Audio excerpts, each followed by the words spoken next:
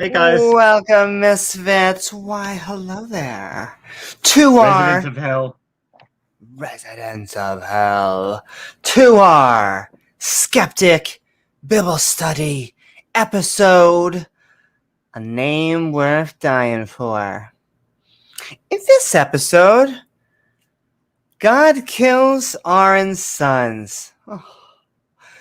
Tells us what is clean to eat or not eat, and then instructs us on how long women are dirty after childbirth.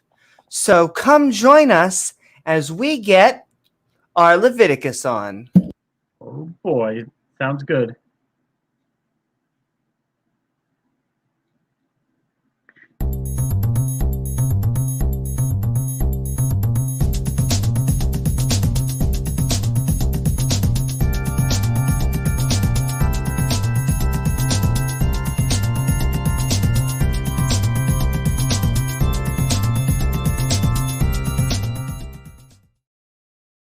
We are gonna Leviticus all night long, baby.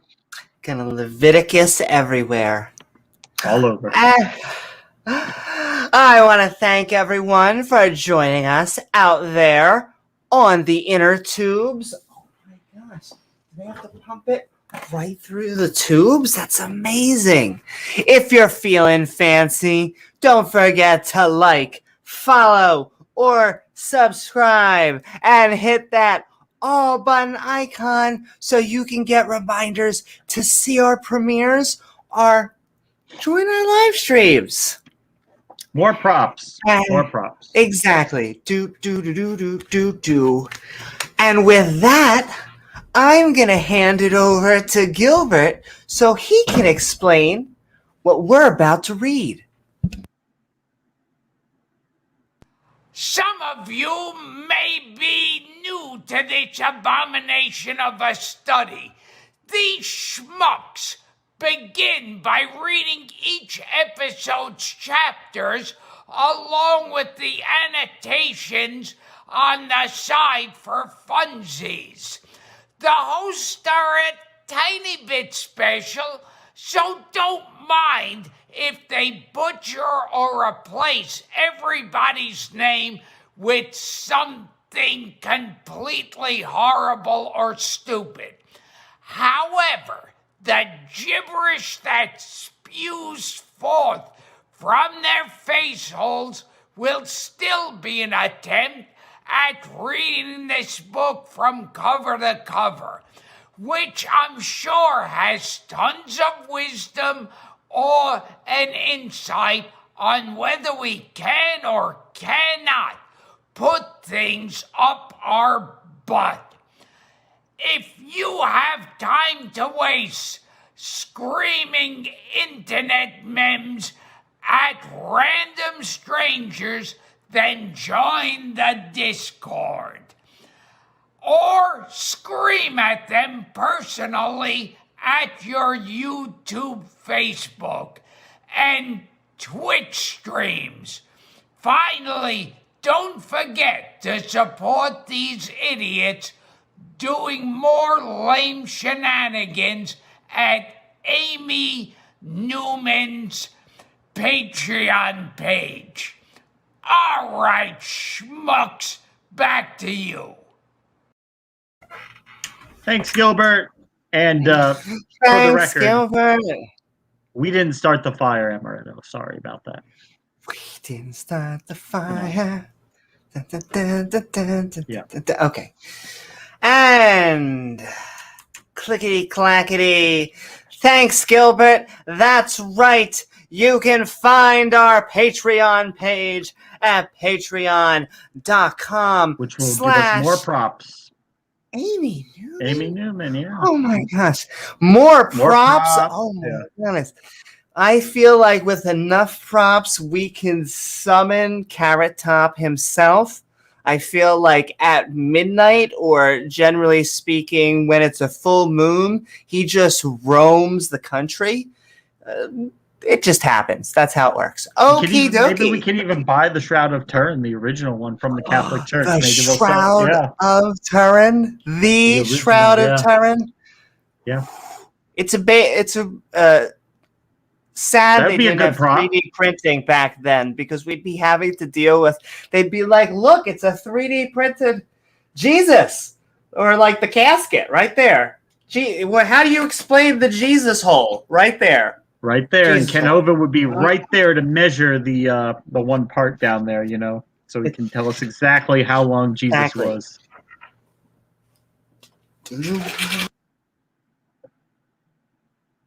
And okay, which helps us make even more content, including awesome Patreons like KO Champ,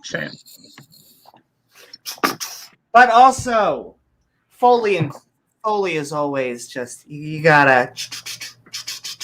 And odds from the Atheist Round Table, but also the Atheist Network Group. Tangy. That's the sound of the network. Exactly, tangy. But not only that, but I've Ian. been up for like 20 days straight already. Exactly, 20, 30 days. Where is my heart? My heart has gone away. It was just here a second ago. Oh, there we go. I was just going to accuse the I just devil told of a very me moment. It was right here. We'll pretend that was a bit. Heart, thank you so much, Ian. Thank you, Ian. I almost accused the devil of stealing your prop there, Satan. So I mean, I guess I owe the devil an apology, but he's evil, so he's not going to get one.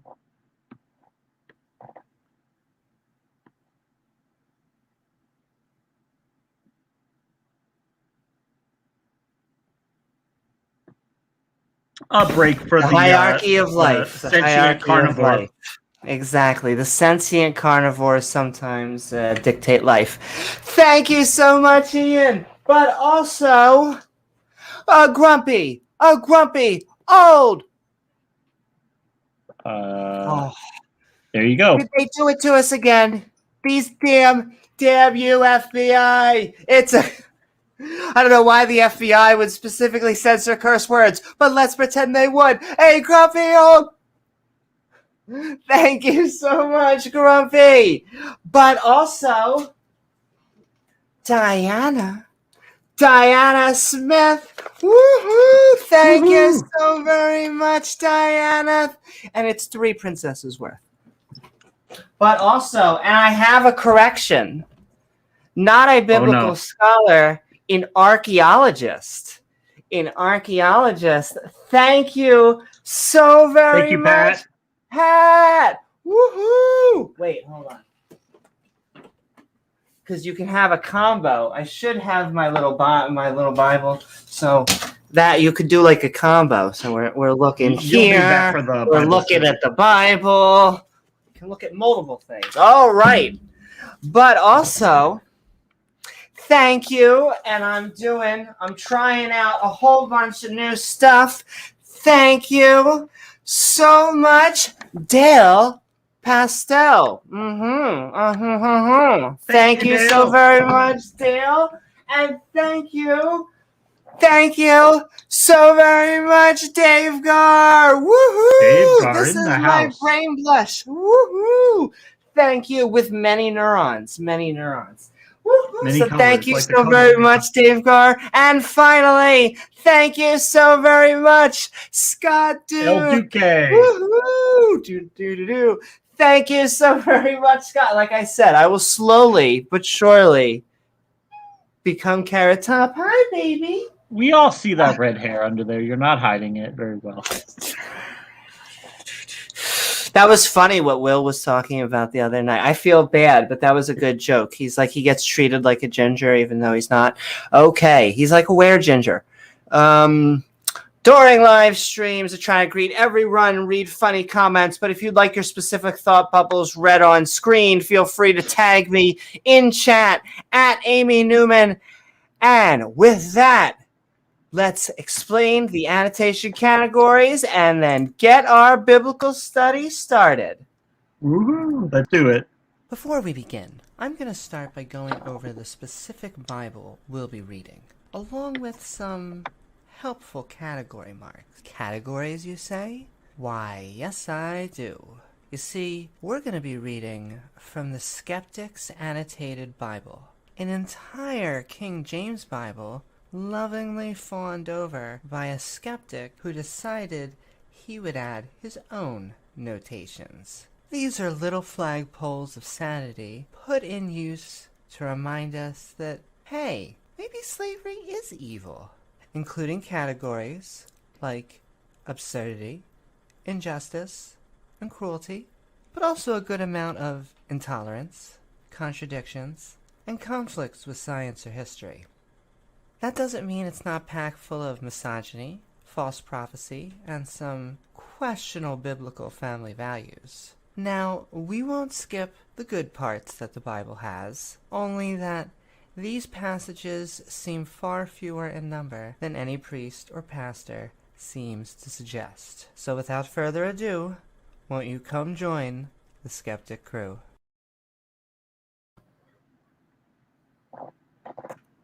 That's right.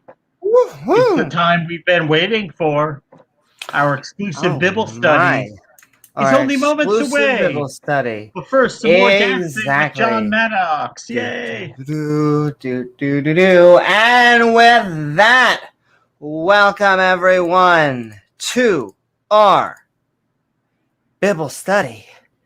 On the previous episode, Aaron Ra, the priest, Aaron and his sons became priests. We got to pick our own class. EverQuest is awesome. We then added in a few more animal sacrifices for the big G-Man himself. Lovely offerings. In this episode, a name worth dying for, God kills Aaron's sons. Well, that escalated quickly. Wow. We knew that wouldn't take forever to get around to there.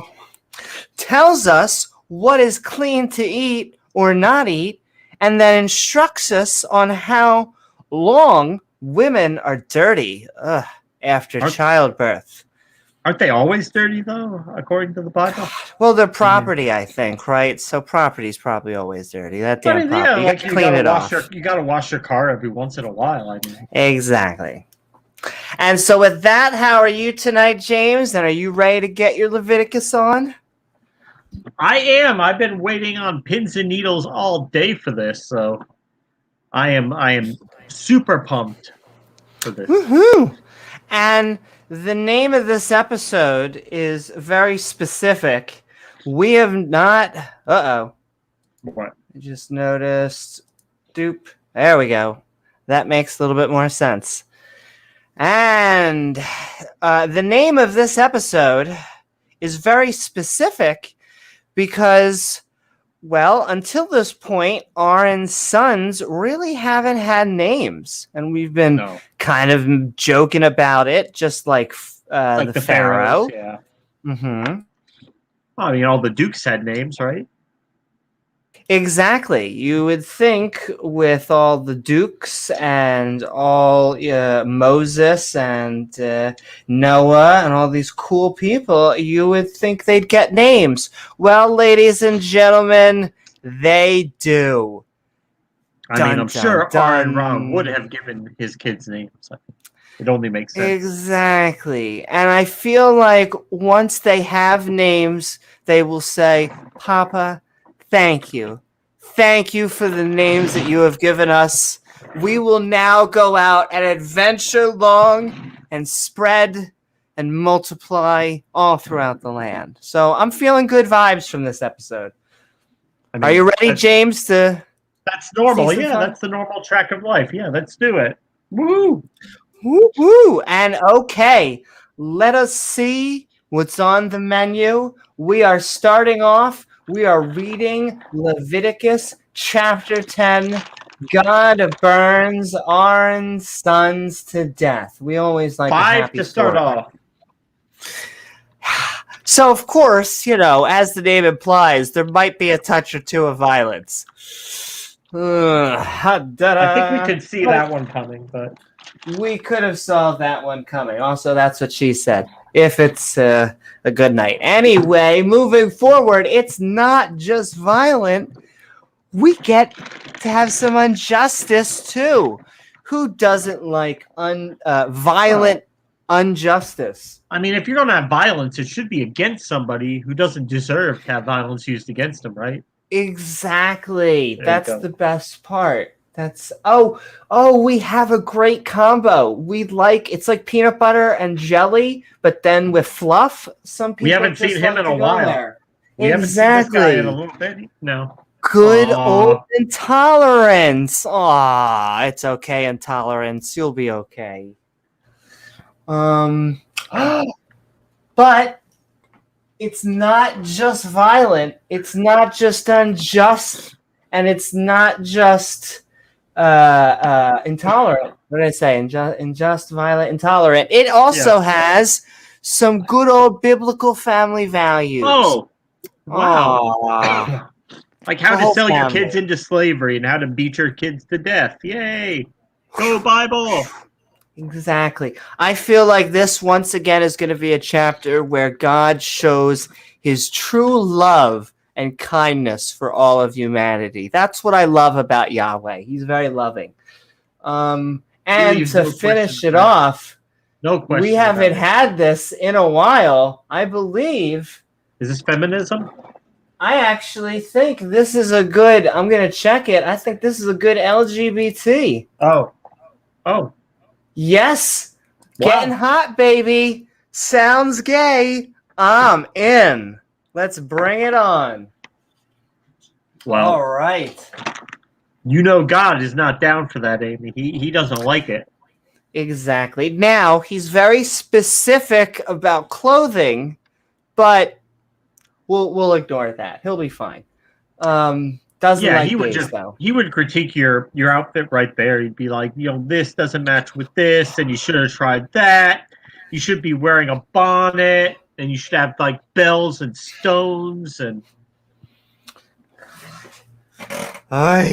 you probably already have a curious girdle on, but I do. It's underneath. You can't see my curious girdle, but it's always there. All right. So let us break into it. The book of Leviticus, chapter 10. I'm ready for the wisdom. God burns Aaron Ra's sons to death. with a title And like that, yeah. yeah, the title like that. What could go wrong? Here we go, ladies and gentlemen. They haven't had names up till now, as far as we can tell. And They've just been killing animals so far. Yeah. Yeah, and Nadab and Apu from The Simpsons, the sons of Aaron Ra, took either of them his censer and put fire therein. Are we doing a cookout, Dad? Oh my God, we're having a bonfire. This will be great.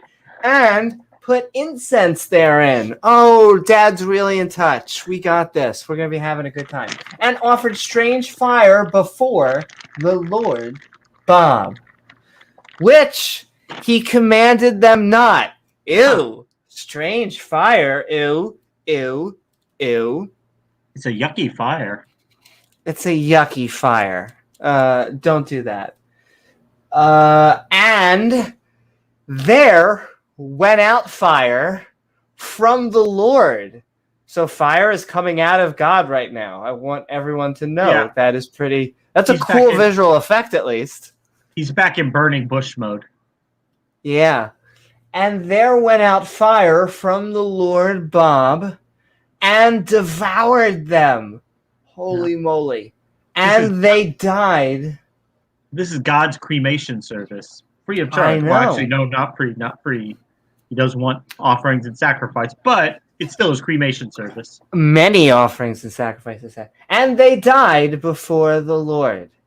Womp womp. Holy moly. Womp womp. So Aaron Ra woke up that morning and said, I have two great sons that I love. And God said, not for much longer. So we learned about their names in paragraph 1, and they died in paragraph 2. Wow, I'm going to read that one more time. If you just joined us, we're going to learn how much of a lovely God this is. And there went out fire from the Lord and devoured them, and they died before the Lord Bob. So Aaron's sons, Nadab and Abihu, offered strange fire in front of God, which he commanded them not to do. Look, guys, I kind of said no strange fires. It says right there on the wall, on the sign, no strange fires. In front of God, which he commanded them not to do. So God burned them to death. Well, that escalated quickly. God's incinerator. Then Charlton Heston, our favorite BFF over here, said unto Aaron Ra, did God just kill your sons? Yeah, I'm sorry about that, Aaron. I mean, that sucks, right? Kind of a bummer. This is that the Lord spake, saying, I will be sanctified in them that come nigh me, and me before all the people. Man, this is getting back into the Shakespearean language. Before all the people, I will be glorified. And Aaron Ra held his peace. What? Moses said to Aaron, this is what God said. Actually, he didn't say it. He kind of burned them to death. But sure, I will be sanctified by those that near me, and I will be glorified by everyone, especially the people that I burned to death. And Aaron watched in silence as God burned his sons to death. Whew. God's like, hey, at least, I took care of the cremation for you. You won't have to make any arrangements like that. No casket needed. Remember how you were thinking about college? What if you were thinking about only 3 kids instead of 5? What are your thoughts? Child saving? Child saving money? All right. And Charlton Heston called Michelle, well, I'm just going to go with that, and Elizabeth, sure, the sons of, it's an Uzi, the uncle of Aaron Ra, Uzi, and said unto them, come near, carry your brethren from before the sanctuary out of the camp. Sometimes I add my own commas, if you know what I mean. So they went near and carried them in their coats out of their camp, as Charlton Heston had said. Oh, but they better not be rainbow coats, because let me tell you. And then Charlton Heston was like, okay, guys, we actually have a new opening. We need 2 new priests today. Who wants to sign up? Woohoo! Time to sign up, guys. And just so crickets. Like, what do you mean? Nobody wants to be the new priest? I mean, what's wrong with that? What? We don't ignore the track record of the last priest that we've killed and this guy that seems to be burnt to death. Look, I'm sure you guys will do much better. God won't have to kill you. Yeah. And Patrick says, I'm super excited about this episode. Religious traditions regarding the ritual impurity of women arising from a variety of natural biological processes is right in my wheelhouse. I know. Honestly, when women have natural biological processes, we need to understand how to punish them and or just kind of put them over the side until they're clean yucky. enough so that they can join society again. I mean, why do they have blood coming from their bodies once a month? That's gross. That's disgusting. And if you would like to see your comment read on screen, don't forget to tag me at Amy Newman. Hi, Mama Bear. Woohoo! We are reading Leviticus chapter 10. Oh boy, we are. Just learned who Aaron Ra's sons were, and it was a come and go, if you know what I mean. And all right, we're moving down. So they went near. Oh, wait, no, I only read half this. Come near, gather your brethren from before the from before the sanctuary out of the camp. So they went near and carried them in their coats out of their camp, as Moses said. And Moses said unto Aaron Ra, said unto Elizabeth Bear, and unto Imitamar, his sons, uncover not your heads. Okay, I mean, I've seen that one on Pornhub. Neither rend your clothes, lest ye die. Oh, that escalated quickly. Yeah, I can't see where you're at on my screen. You can't see it? I can't, unless it's just me. That's weird. Well, I can, but I'm going to stop screen sharing, and then I'm going to start screen sharing again, just in case. And if you can see in chat, let us know. Unless wrath come upon, my, all the people. I like how it said come upon, and you just said that's better. It's just a good combo.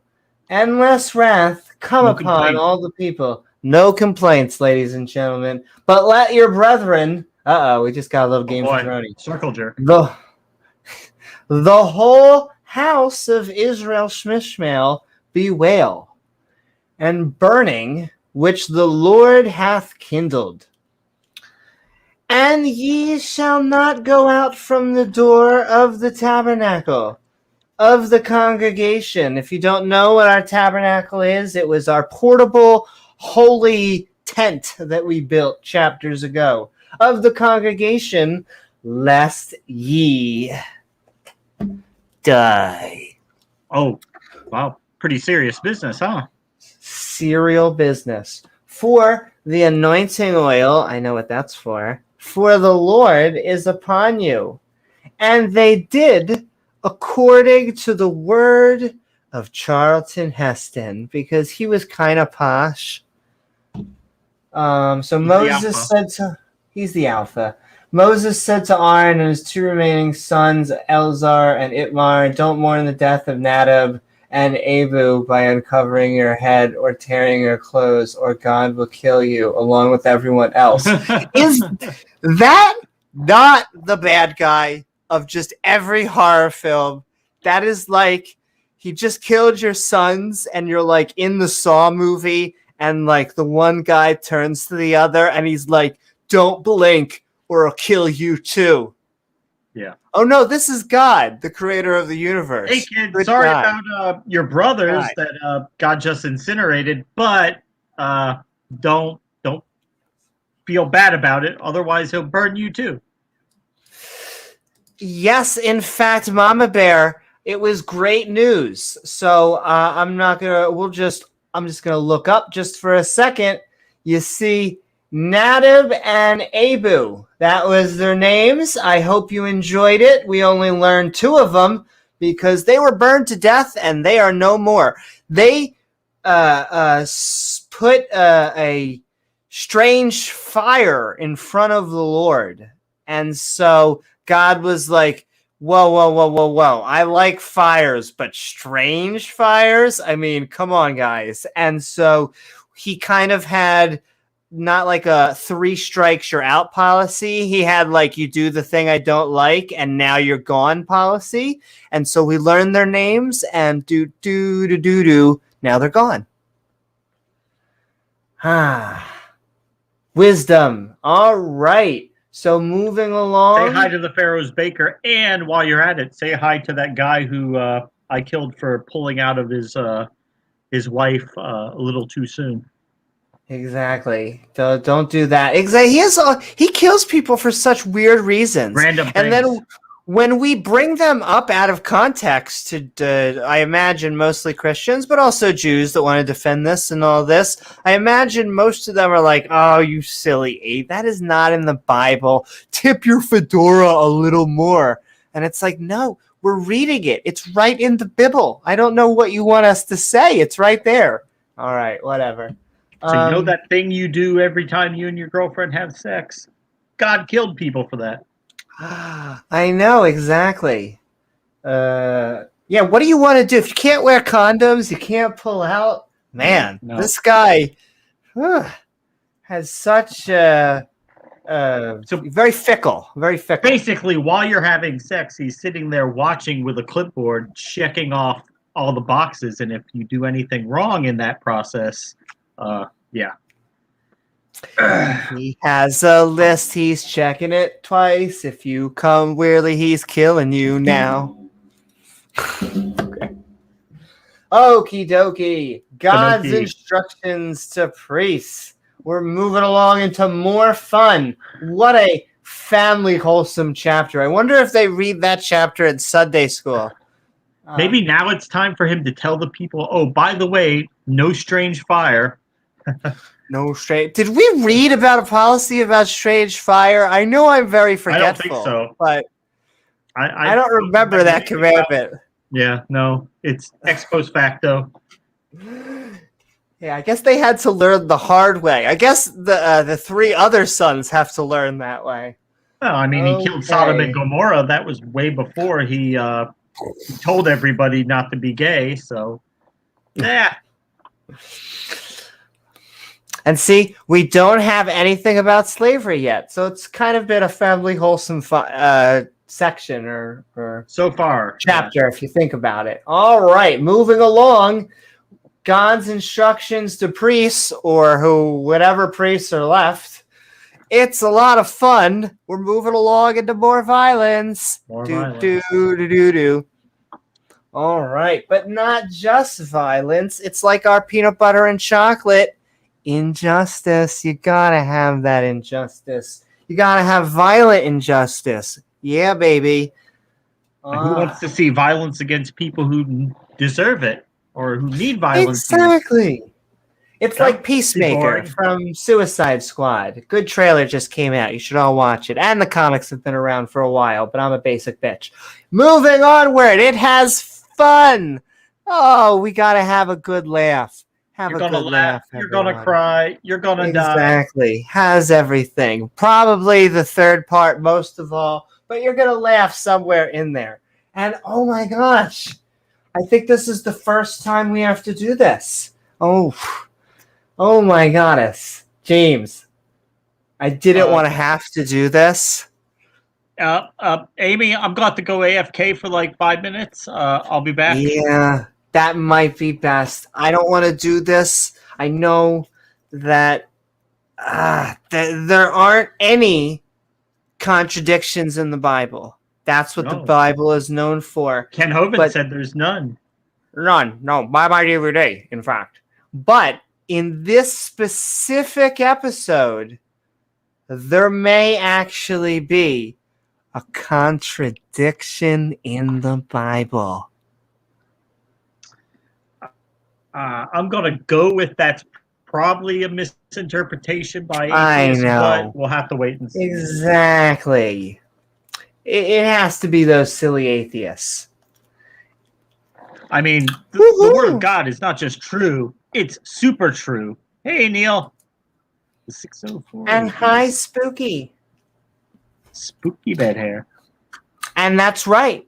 Eventually, once we're done our chapters for the night, you can come on, if you get what I mean, and tell us about all the wisdom that you've learned from these chapters. I feel like this needs to be taught in both Hebrew school and Sunday school more often. I mean, there's just so much wisdom from Yahweh himself, sticking his finger in right there. I mean, even more than that, we should probably go into like the schools, and I'm sure there's stuff that they're teaching the kids in, high school, middle school that is really not that important, and we can instead have them read this. All those STEM subjects. Why do you need STEM? Reading, science, science, geography. Not really very important.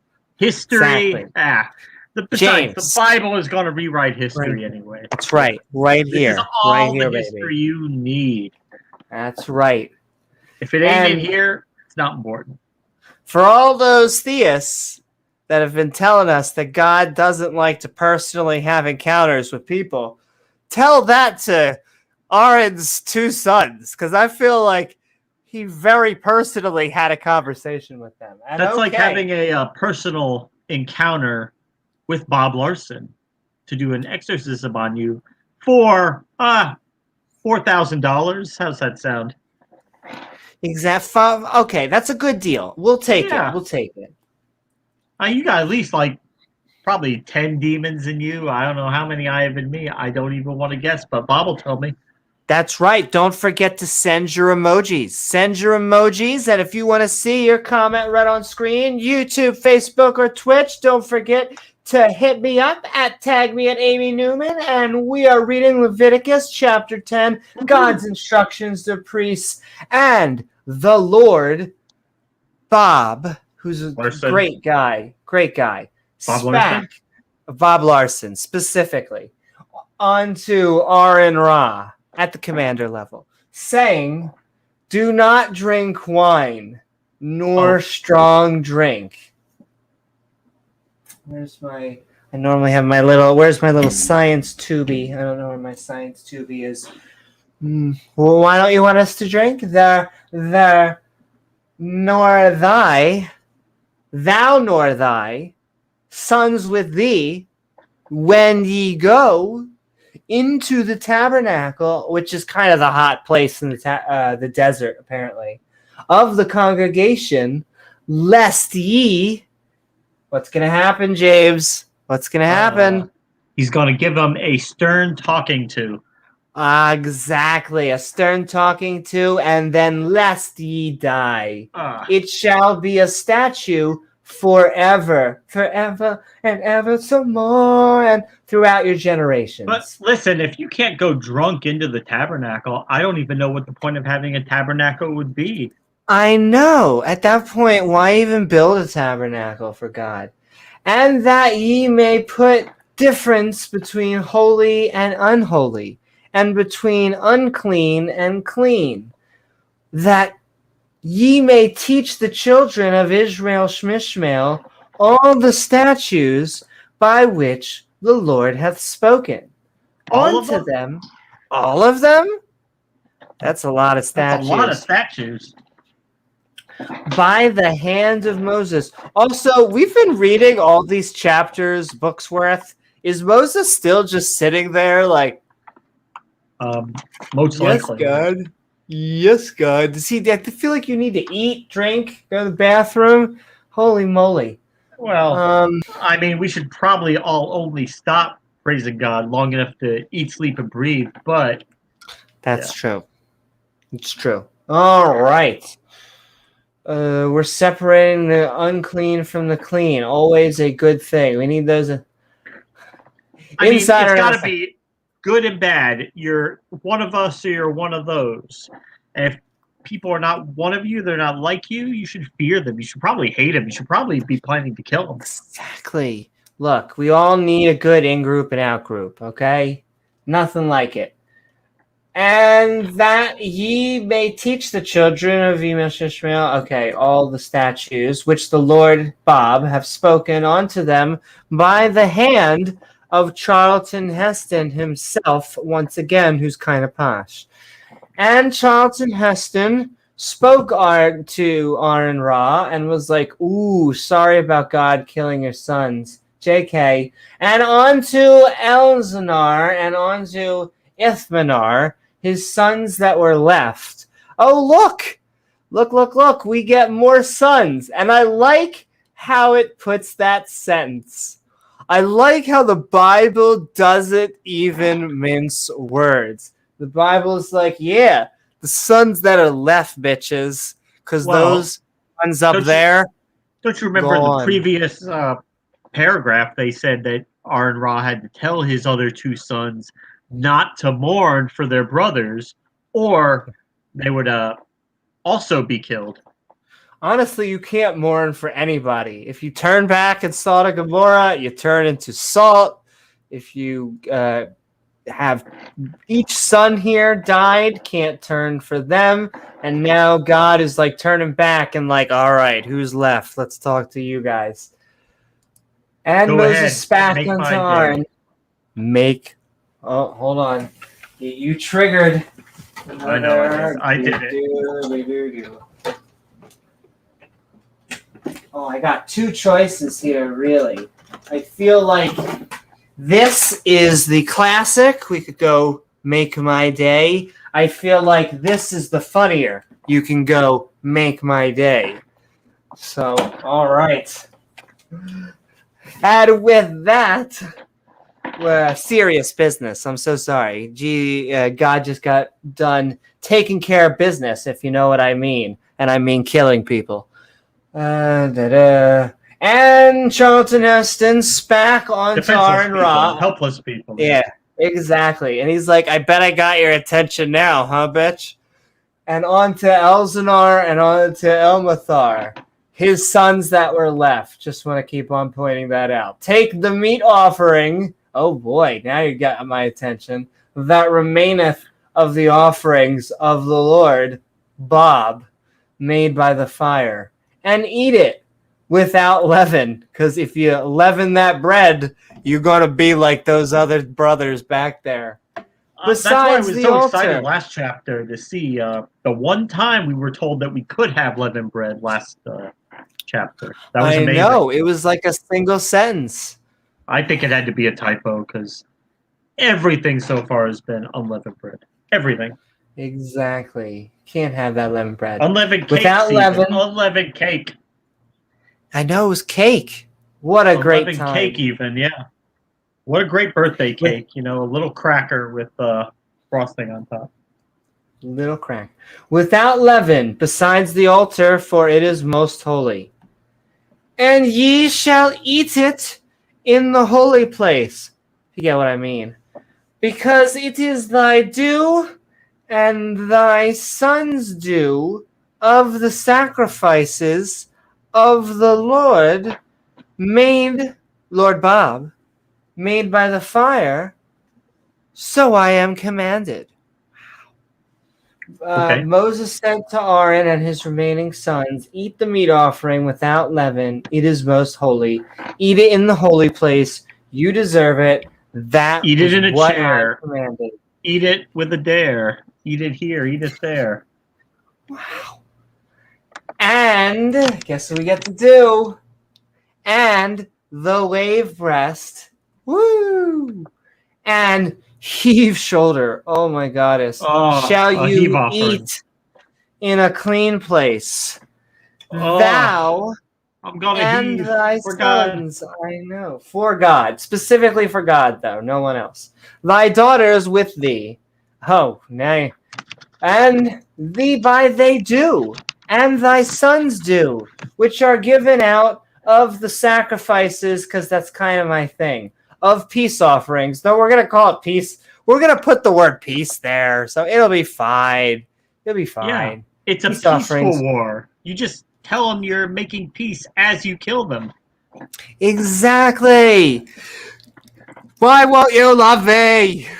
It's like God telling people he loves you as he's throwing you into hell. Exactly. But I love you. Have fun. I love you. It's both. It's both. And okay. Peace offerings of the children of Israel, Shmishmael.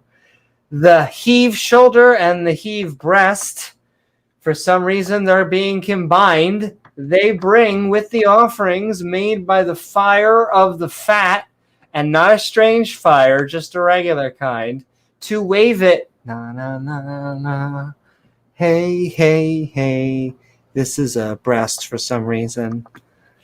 Wave it for a wave offering before the Lord, and it shall be thine and thy sons with thee, but a statue forever, as the Lord hath commanded.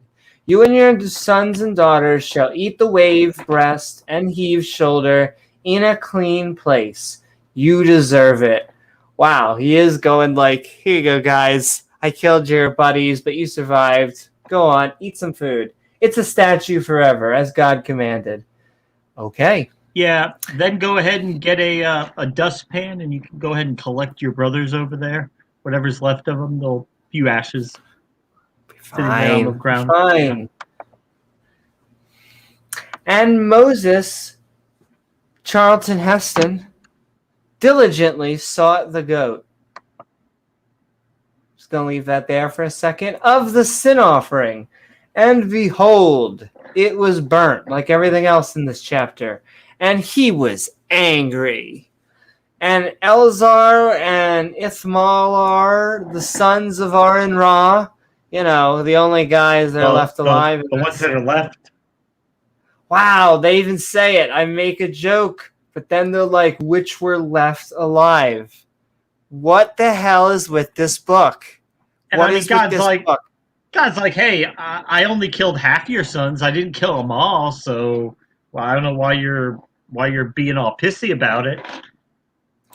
I know. Why are you being so pissy? I left you alive. I gave you food. Oh, they complain about everything. You've got two sons left. I don't want to hear your whining and complaining.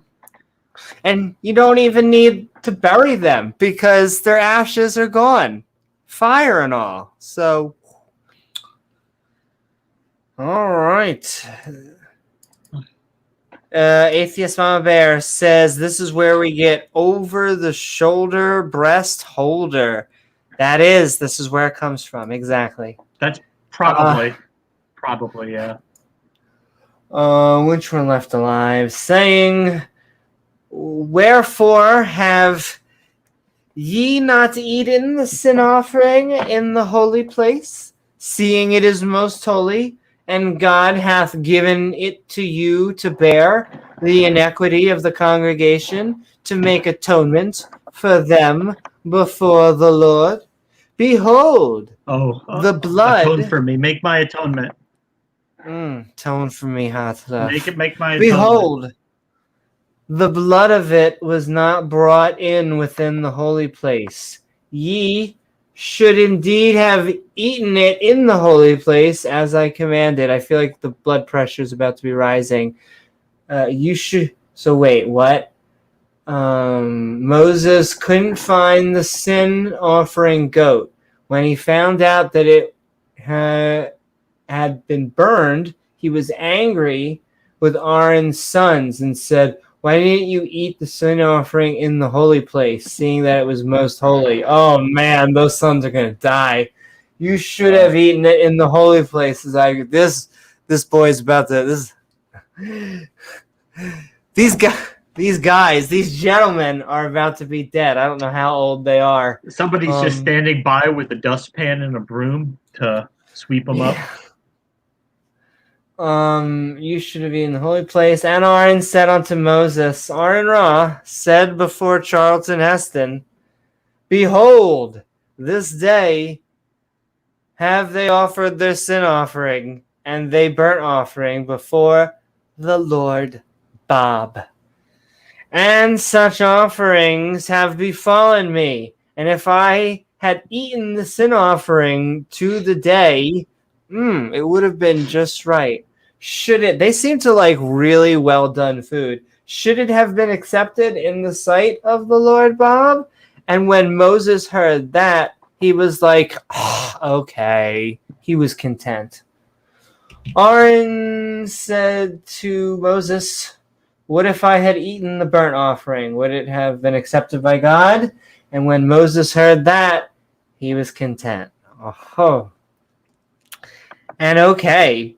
With that brings us to our first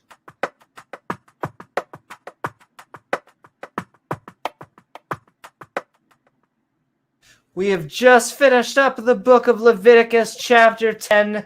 God burns Aaron's sons to death. Holy moly. Scream love. Praise God. So we learned who Aaron's sons were. I think we learned, I believe, all of their names by the end of this chapter. Yeah. But we started off with just 2 names. And man, I think the sons were like, you know what? We wish we were just, B characters or subplot characters. Because once we got names, we were scorched off this earth. It didn't take very long, did it? Yeah, didn't take very long. And okay, so much love. And with that, we are moving on to the book of Leviticus, chapter 11. We learned so much wisdom. Oh, here is my glass. I found my glass just in time for all creatures, clean and unclean. Some true wisdom. We're about to get some biblical science, ladies and gentlemen. Are you ready to fill your beaker? We're about to fill it with biblical science. And you know what that means? We're all about to get a good laugh. That's generally what that means. I thought you were going to say that means Ken Hovind's going to come in and explain everything to us. Exactly. Oh, well, you're going to buy our DVD. You're going to buy our DVD. Just take Just take that biology textbook out of the schools and replace it with a Bible.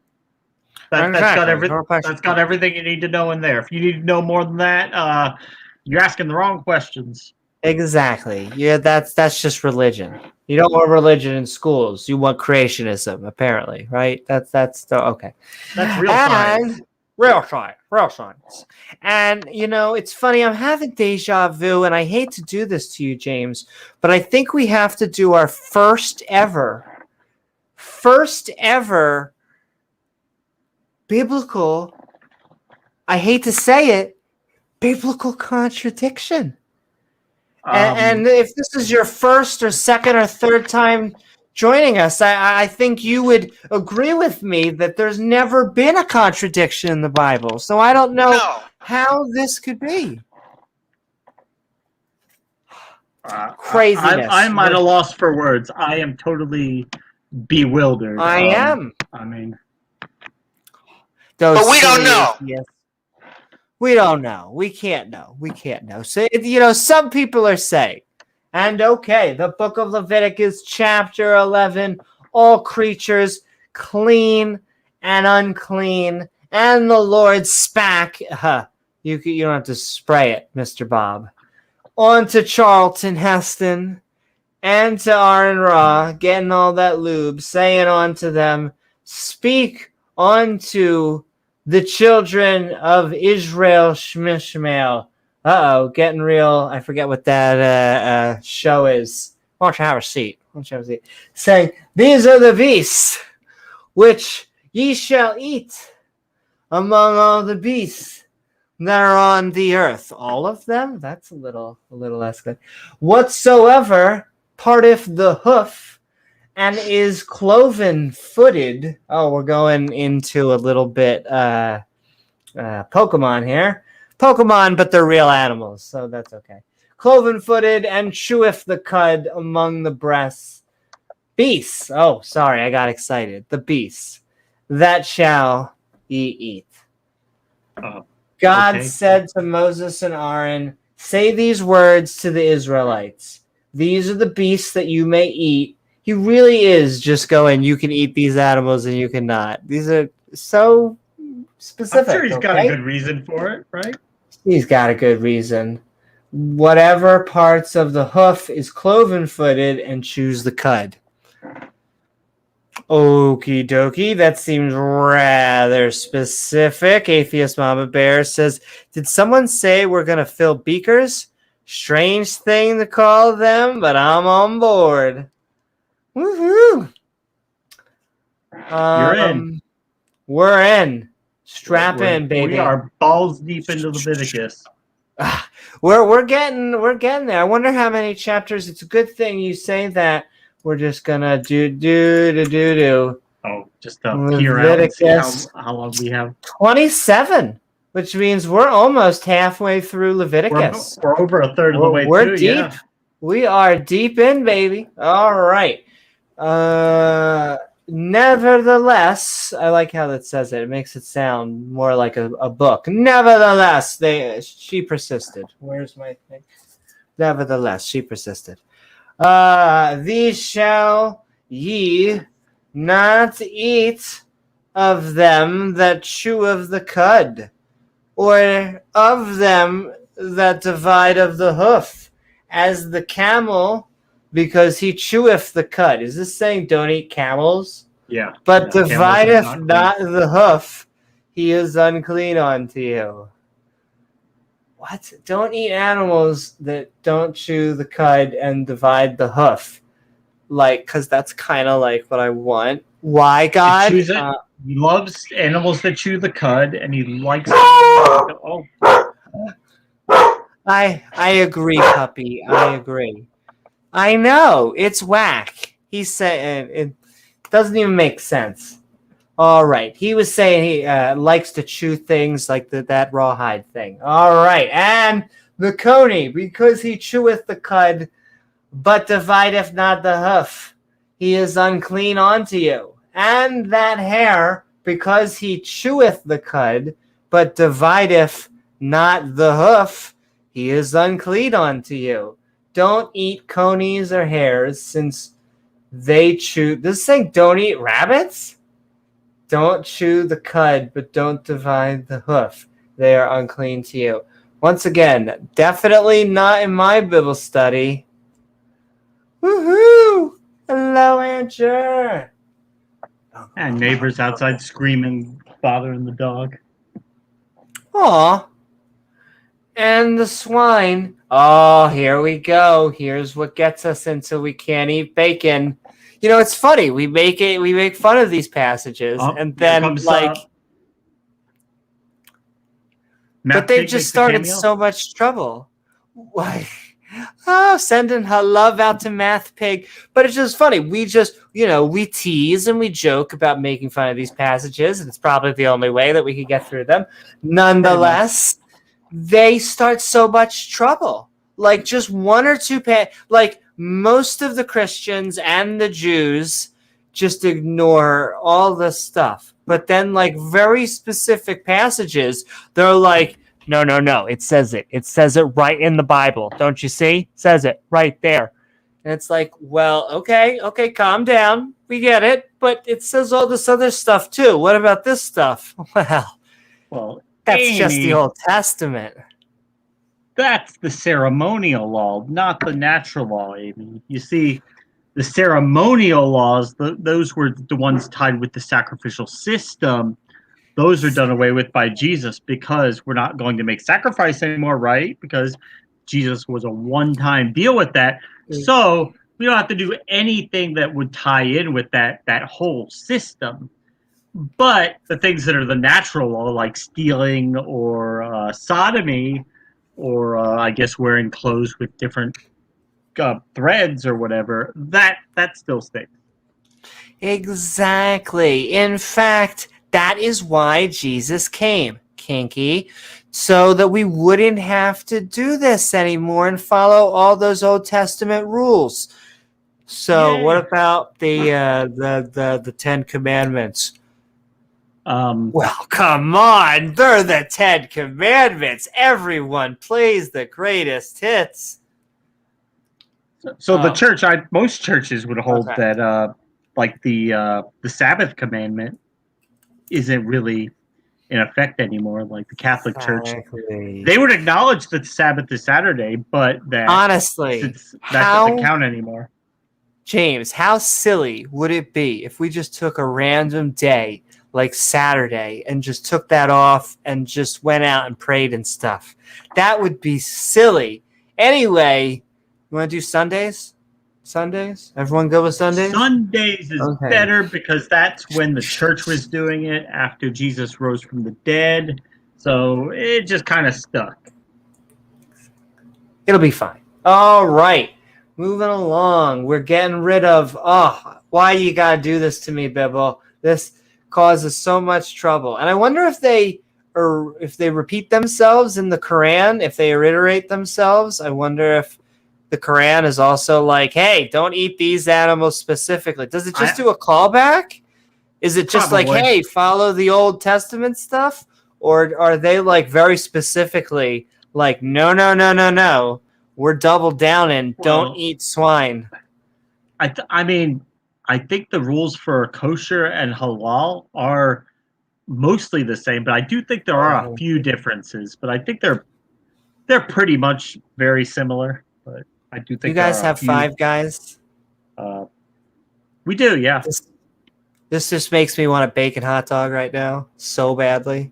I was sending love out to my kosher friends. I actually am as close to an animal rights activist as you could get without being a vegan, but this chapter is killing me. Okay, and the swine, and math pig, though he divided the hoof and be cloven-footed, yet he cheweth not the cud, thus he is unclean to you.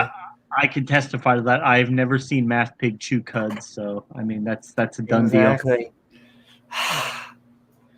He is unclean to you. Of their flesh shall ye not eat, because that would be icky. Just leave it to me to burn people to death instead. And their carcass shall ye not touch. They are unclean to you. Not even touch it. Look how superstitious they are. Like, it's just funny. This is the creator of the universe once again. Yeah, or so icky. They say. It's icky. Don't touch it. These shall ye eat of all that are in the waters. Oh, goody. He's just making the clean cut for fish. The waters. Whatsoever have fins and scales in the water, in the seas, in the rivers, them shall ye eat. I was about to say, so everything in Red Lobster is good, but actually, I don't think that's about to work out. So maybe I shouldn't jump to conclusions. Fins and scales, no shellfish. Fins and scales. He's being very specific. Yeah. You may eat whatever lives in the water and has fins and scales. Okay. And all that have not fins and scales in the seas. Uh-oh. I mean, if they don't want to eat the shrimp and the lobster, I'm down with that. Just send it all this way. If you guys don't want it, I mean, that's fine with me. God is very picky of the seas and in the rivers. Isn't it weird that God has a personality? Isn't it weird at all? I mean, it's not. Well, here's the thing. Let me parse this out. It's weird either way because it could go both ways. Because he's a deity. Because it's a deity. So the pagan gods, and actually for thousands of years, there were, generally speaking, the gods had personalities. But then they seemed like this new age, like the past 1,000-year God or more, seems to be like he's just everything. Definitely a he, but still everything, and nebulous, and and so it's very interesting. He's everywhere, and he's nowhere. Everywhere and nowhere. And okay, I feel bad. Red Lobster we were all about to go to Red Lobster, and all the fins and all that have not fins and scales in the sea and in the rivers, very specifically, of all that move in the waters, and of any living thing which is in the waters, they shall be an abomination to you. I mean, this is as bad as gay sex, apparently, onto you. Yeah. Lobster, crab, yeah, very bad. God hates it. He hates it. In fact, he says this word twice. Once again, I'm not repeating myself. This is a different paragraph. Keep saying it, yeah. They shall be even an abomination unto you. Even. Ye shall not eat of their flesh, but ye shall have their carcasses in abomination. Okay, now in case you guys didn't get that, continue, Amy. In case he hasn't been clear enough. Yes, gotta just be a little bit redundantly redundant. Once again, different passage. Whatsoever hath no fins nor scales in the water, that shall be an abomination to you. And holy moly, did God just say the word did God just spend 3 paragraphs and say abomination 3 times about shellfish? Yeah. Yeah. I didn't actually think he talked that. Once again, we make fun of the Bible and somehow it's always worse. So like I thought it was a single passage. I thought it was just like look at this. You guys, it's like in there and they say abomination. No. Over and Ladies over and again. Gentlemen, 3 paragraphs worth. In case you didn't get it the first 2. Yeah. And in case you didn't get it, the first abomination, the second abomination, and the third abomination. So if you've gone to Red Lobster or had butt sex recently, God does not happy with you. He is not having a good time. You're having a good time. God is not having a good time. He might just incinerate you.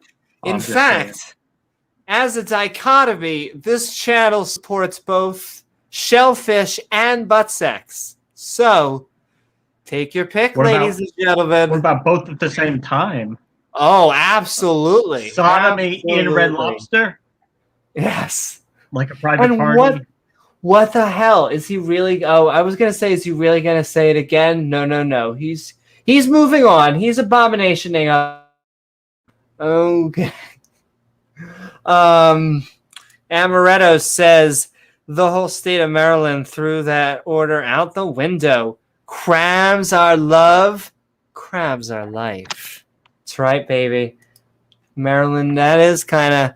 What would they do? And it's good. Get your fishing boat on. The Maryland crabs, Maine lobster. And these are which ye shall have in abomination. Time to get to the flying things, baby. We're covering every Pokemon section we got. Big scream bird. This big scream bird. Oh, that went right over my head for a second. Yes, as we're going right into big scream bird. Abomination among the fowls.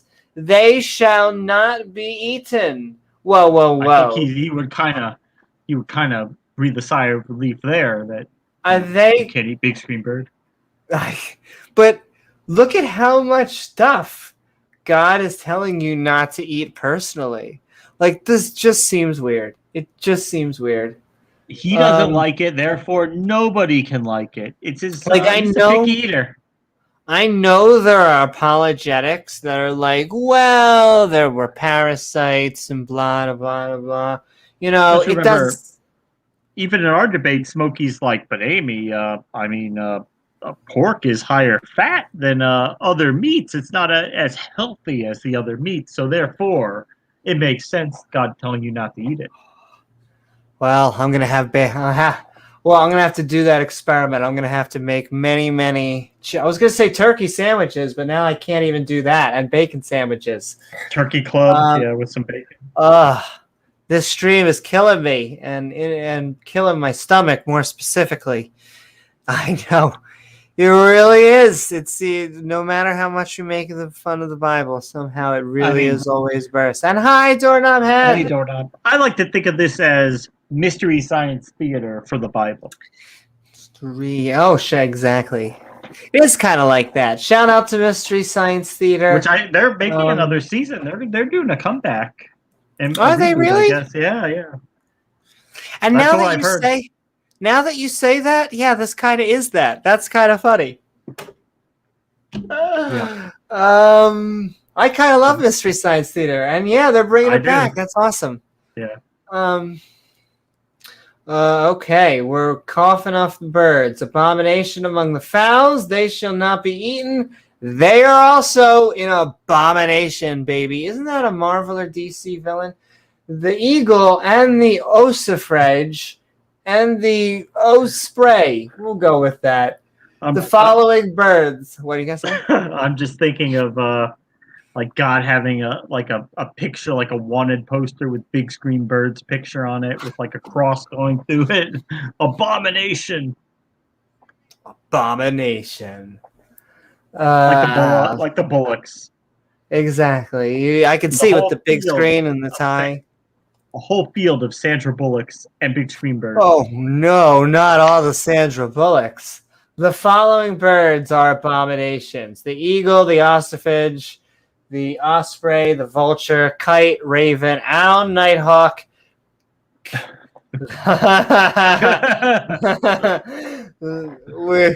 we have the maturity level of children. Okay, Kako, hawk. I think I made the hawk a little bit more sexual than it had to be. Even the little owl. The little owl. Even the little owl. Oh, the owl and the little owl. The little owl. The cormorant, the swan, the pelican, in case you were going to chase down a pelican. Come here, pelican! A swan, a fucking swan. In the I mean, in some the make ponds sense. at the country club, somebody gonna chase down those fucking swans. Yeah, some of these are just so random. Oh, and look at this. This is where they get the finisher off. The stork, the heron, the lopink, and the bat. And the Oh. bat. And the bat. And I might have read all of the annotations before I skipped ahead. Okay, and the vulture and the kite, and after this kind, every raven after this kind, and the owl, the nighthawk, the cuckoo. Oh, I did, okay. And the little owl, the cormorant, and the great owl. Oh no, and the swan, the pelican, I'm gonna pretend that's the ginger eagle, and the stork, and we're gonna pretend that says heroine after her kind. And the lopwing and the bat. No, it does say and the bat. It's specifically that's Bats not are birds the in the atheist. Bible, yeah. It does that's include God. the bat. That's God, yeah. Bats are birds. Yeah. That's our birds. All fowls that creep, going upon all fours. Okay, this guy shall be an abomination unto you. Amy, God does not want to see you on all fours. No. That would not be a pretty picture. Damn of God. it! All birds that creep, going on all fours, shall be an abomination unto you. Yet these may ye eat of every flying, creeping thing that goeth upon all four, which have legs above their feet. So leap, leap, leap, baby, leap with all your heart, withal upon the earth. Even these of them ye may eat, the locust after his kind, and the bald locust after his kind, and the beetle after his kind. Oh, we're bringing in the beetles. We're bringing in the beetles after their kind. And the grasshopper. Oh, well, grasshopper. I mean, thank goodness. I mean, we can't eat pigs, but at least we can eat grasshoppers, right? Oh, good. See, at least we're letting us have some good protein after his kind. All birds that creep, going off four, shall be an abomination unto you, but you may eat any flying, creeping thing that goes on all four with legs above their feet. I like how they use creeping thing almost in a positive. So there you go. Where's Brave Bug when we need him? Well, actually, that's kind of not a good thing if you're an insect, because that's actually saying we can eat you. So, okay. Don't you guys have cicada season up there? Sometimes, I think. But all other flying, creeping things which have 4 feet, whoa. Are you really trying to tell us what bugs we can and cannot eat? Why is God so specific? Like, it just seems odd. Once again. I mean, you guys were asking, you wanted to know, so, I mean. And I'm trying to even understand what the difference was. I'm going to read the passage and look at the difference. But all the other flying, creeping things which have 4 feet shall be an abomination unto you. So what's going on? But you may eat any flying, creeping thing. It has to fly. No. So what's the difference? But all the others. Oh, okay. Only these things. Only these bugs. Only those, yeah. Everything else is an abomination. Yep. No ticky, no shirty. So it's technically biblical to eat beetles and grasshoppers and locusts. I have never thought about it, but I guess so, yeah.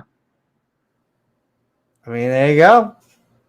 And woohoo, he eats shield.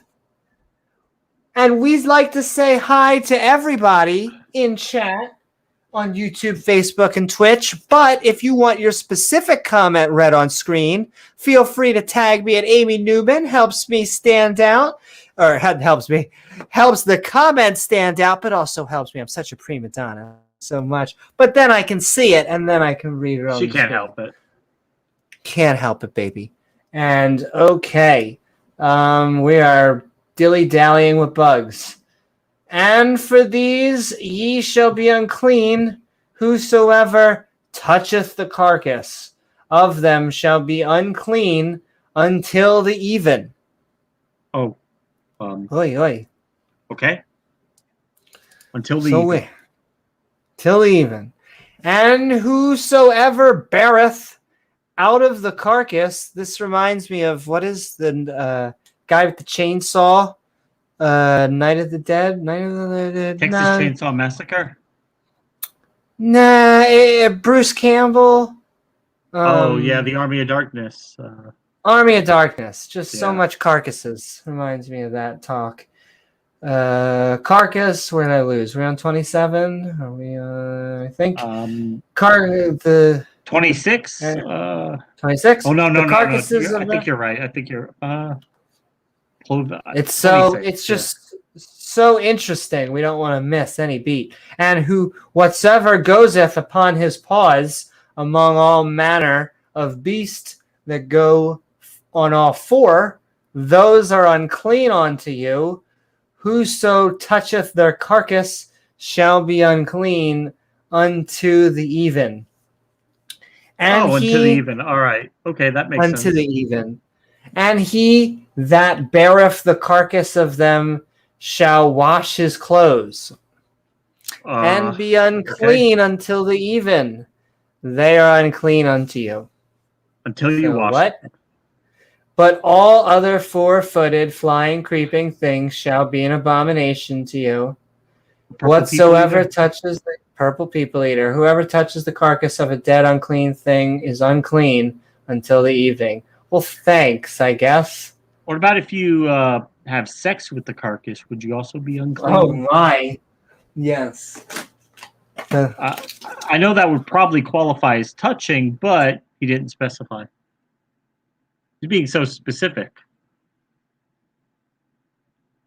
Yeah, he's being actually very randomly specific. Like, I thought it was just going to be like eat bugs, and then it was like, no. You thought you had it easy? No. Eat these bugs. It's like, okay, God, whatever you want. Yeah, that's right. Okay, whatever I want, because I'm God. What are you going to do about it? Right. What are you going to do about it?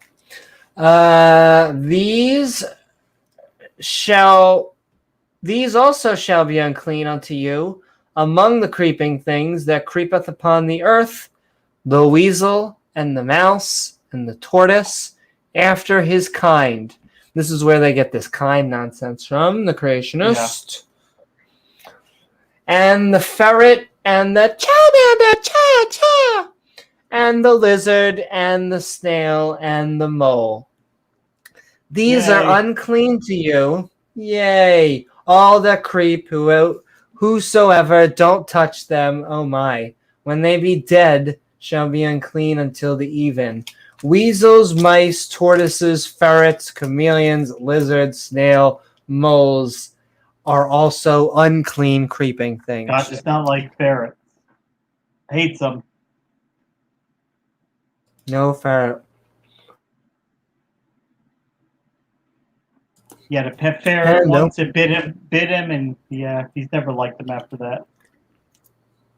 Ever since then, he's been like, yeet. Some people get visibly angry when I say the words yeet. It's a Gen Z thing. I think it's funny. It means to chuck if you don't know what yeet is. But I have used yeet. I've had like debates where we're going back and forth and we're having conversations, and I will just use the word yeet, and they will be like, all right, that's it, I'm done. If you're going to be using this friggin' Gen Z language or something, because I'm just like, God, yeeted them out. I don't know. Just, it's very funny. Some people, just in conversations, I've, what's it called? In the YouTube community within the past 2 weeks or a few month or so. And okay, we are moving forward. I think we were on 32. And upon... Yep. After the mole and the snail. The mole and the snail, and upon whatsoever any of them, when they are dead, doth fall, it should be unclean, whether it be any vessel of wood, oh my, or remnant of skin, or sack. I'm just going to let that sentence stand there. You would, right? Whatsoever vessel it be. Oh, baby. I mean, just think about it. They said sack. wood, skin, and sack in a single sentence. But is it shittim wood, or is it just, what kind of wood do you mean? Oh, baby, I think you know what wood I mean. Whatsoever vessel it be, of course. Whenever any work is done, it must be put into water, and it shall be unclean until the even. Well, you do work, then you gotta wash it off, right? Exactly, gotta wash it off. It's filthy. She works hard for her money, so hard for honey. Okay. When any work is done, it must be put into water, and it shall be unclean until the even, and it shall be cleansed. Whoever or whatever touches a dead or unclean beast will also be unclean, including vessels, wood, clothing, skin, sack, oven, and pots. The unclean thing must be washed with water. That is quite a lot of stuff. Will be unclean until the evening. And every earthen vessel wherein, any of them? Any of them. Whatsoever is in shall be unclean, and ye shall break it. Of all meat, oh baby, God which says, may be eaten. Don't break things. Don't break things. Don't break things. That on which such water cometh, oh my, shall be unclean. Well, God, you didn't have to tell me twice. And all drink that may be drunk in every such vessel shall be unclean. That was a tongue twister for a second. An unclean earthen vessel must be broken. Okay. Nevertheless, she persisted. A fountain or pit wherein there is plenty of water, girl, shall be clean. But How that much water? plenty of water shall be clean. But that which toucheth their carcass shall be unclean. Oh, baby. But if any part of their plenty of water.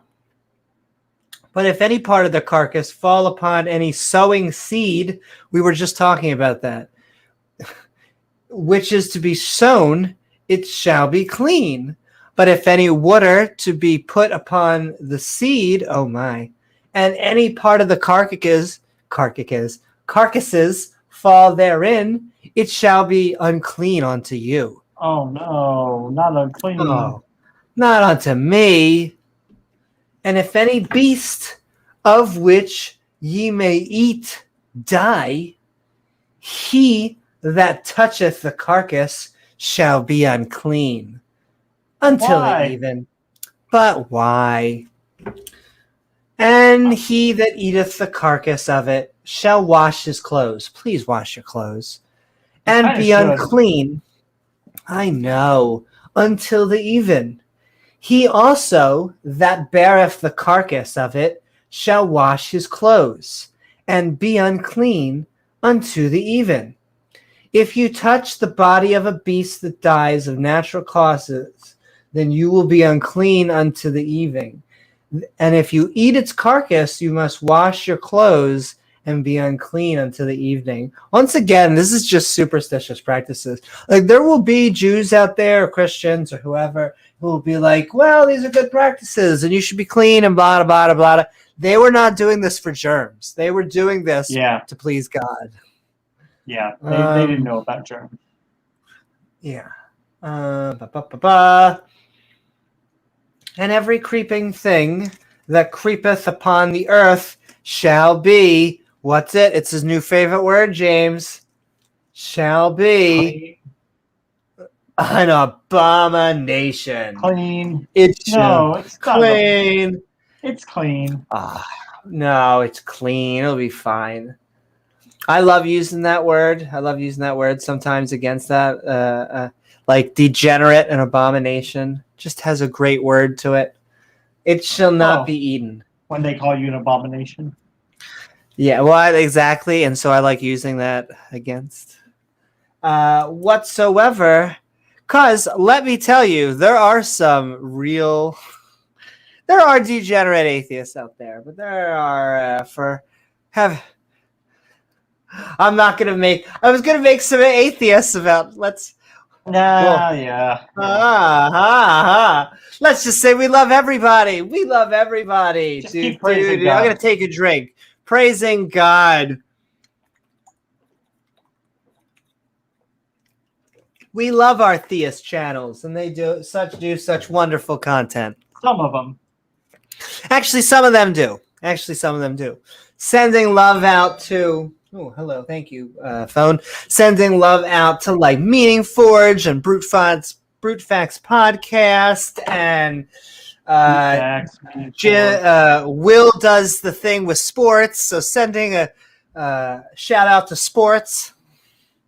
Your favorite sports. Okay, and moving along. Don't get the hat. We don't not exactly. But there are theists we love out there. Just not in this Bible. But this Bible, let me tell you. Oh my goddess. Okay, whatsoever goes upon the belly and whatsoever goes upon all four, or whatsoever have more feet among all creeping things that creep upon the earth. They really like to say creep. They're creepy. In a positive way, though. It's not a bad in a positive way. Positive creep. Them ye shall not eat, for they are an abomination. Ye shall not make yourselves abominable with any creeping thing that creepeth. Once again, their words. Neither shall ye make yourself unclean with them. I mean, that ye should be defiled thereby. Excuse me. He's pretty clear about it, though. At least he's not ambiguous. Clear about it. For I am the Lord.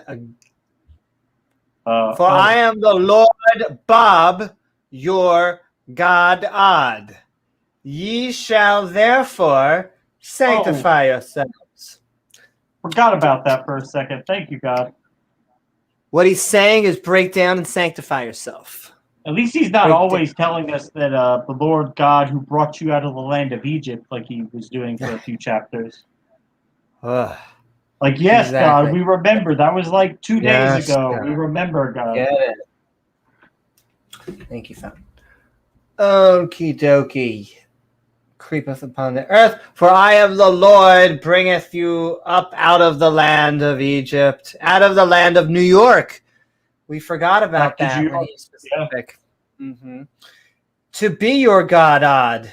Ye shall therefore be holy, for I am holy. This is the law of the beasts.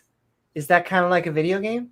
And of the fowl, and of every living creature that moveth in the waters, and of every creature that creepeth upon the earth.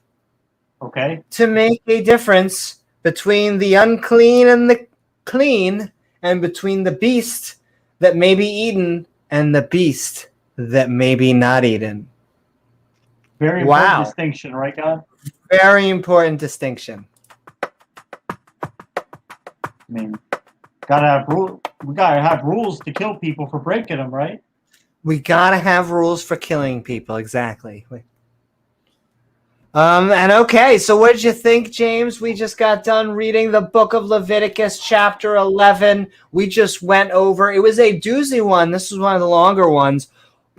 Surprisingly, of all creatures, clean and unclean. What do you think? A lot of wisdom? This is like going over like a 5-year-old's list of foods they don't like. Like, this is yucky. That's yucky. I don't like things that don't chew the cud. I only like animals that chew cud. But then it's not like he decides not to eat it. He then decides to make everyone not eat it. Well, either he likes it or nobody better like it. Woohoo! All right, we'll be having sign-ups after the show. That's right. Israel Shmishmael. Israel Shmishmael.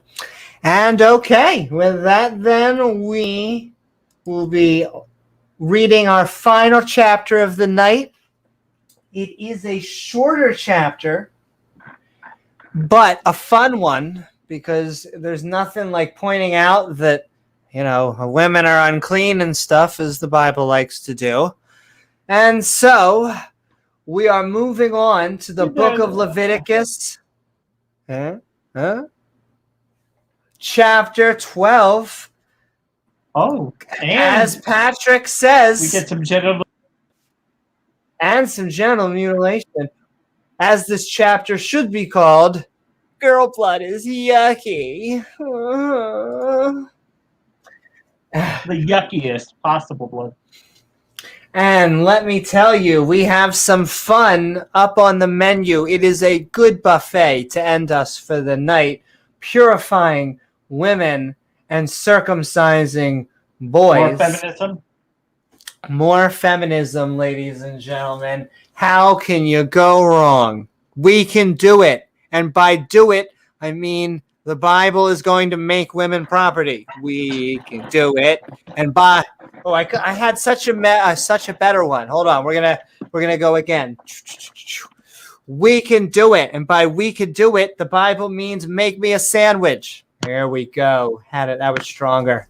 All right, and moving forward, not only does it have a good ounce of feminism, but we have another helping of biblical family values. The whole family's there. They're so adorable.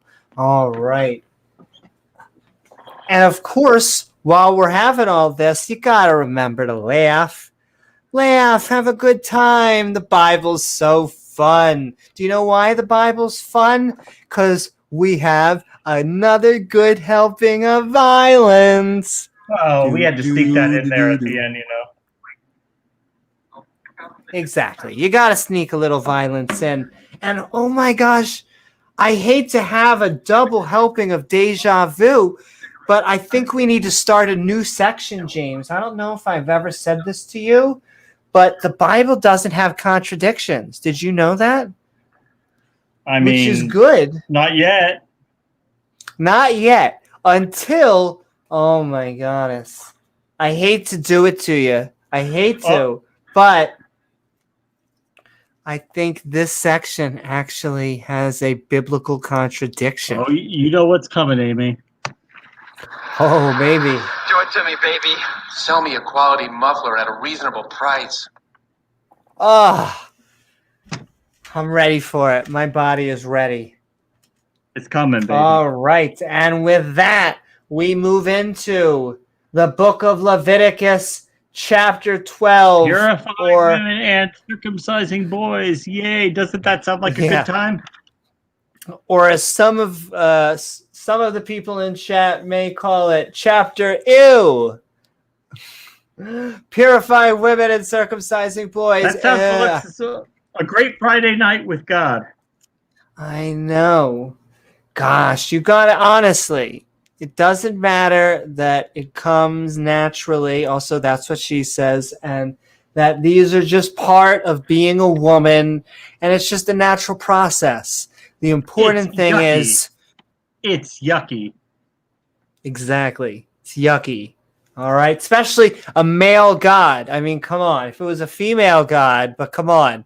No, listen, he doesn't want to look at the garbage can and see you guys' bloody pads and stuff. That would be gross. Yes. Are you going to make God go to Walgreens? Are you really going to? Come on now. You need to just take your sleeping bag, go out into the shack out back, and come back in a couple days when you're not bleeding anymore. Exactly. They're called sweatpants for a reason. Nothing to do with what we're talking about here, but I'm sure... Anyway, purifying women and circumcising boys. Oh, man, that escalated quickly. And Where's the Lord... Catholic priest? Get the Catholic priest. And the Lord Bob spat onto Moses, onto Charlton Heston. I know. Get your priest Yay. ready. Get your rabbi ready. They're all excited. You have some more wonderful guidance for us, God. I can't wait to write down this immense wisdom you have to give us today. So much All the boys wisdom. are, It really is true filled with wisdom. All the boys, of course, in the camp at this time were covering their manhood down there once they heard God start talking. Exactly. Gotta cover that manhood. And the Lord spake unto Moses, onto Charlton Heston, saying, say it, don't spray it. Speak unto the children of Israel Shmishmael, saying, if a woman have conceived seed and born a man child, then she shall be unclean 7 days. We're back to the 7 days shtick. According to the days of the separation for her infirmity shall she be unclean. And in the 8th day, the flesh of his foreskin shall be circumcised. Dude, how are you? Are you ready to join a religion, young man? He didn't say no on implied consent. Didn't say no. We're just gonna cut this little piece. Don't worry about it. God, he was going to take it off when he intelligently designed the human genetic code, but he forgot. He left this little flap of skin on the end, and he doesn't like it. So skin. We just have to cut it off afterwards. No big deal. And also saying hi to a grumpy old... Oh, Grumpy Cuss. Hi, Grumpy. And okay, we are apparently escalating things very quickly. And she shall then continue into the blood of her purifying 3 days and 30 days. She shall touch no hallowed thing, nor come into the sanctuary until the days of her purifying be fulfilled. After her 7 days of uncleanliness pass, she must continue in the blood of her purifying for 33 days, during which she must not touch any holy thing or come into the sanctuary. Now, see, I want to ask if people like Ben Shapiro would follow stuff like this. Yeah, I don't know if he would, because I feel like this is so deep that even he doesn't do this. I think an Orthodox Jew would, but he's a conservative. So he's like, I'll wear the kippah, I'll be kosher. He does I've been using the word posh so much, but the stuff you kind of symbolize with Judaism, he's doing. I mean, your wife, but every month is not even supposed to be in the home for a quarter of the month. It's ridiculous. Aren't you supposed? You're supposed to build a kibbutz. Oh my God, my childhood is flashing back into me. So many times of building. They make it cute. They make tents and stuff out of wood, and just shove your wife in there. She'll be fine. And I'll just make sort of religion, friggin' religion. I mean, there's no and. I was gonna say, and I love matzah, but that's not really gonna make up for what just came before that. So, yeah. And okay, and if she bear a male child, then she shall be unclean 2 weeks, as in her separation, and she shall continue in the blood of her purifying 66 days. What if a baby girl is born? Her mother will be unclean for 14 days. Yeah, and she shall continue.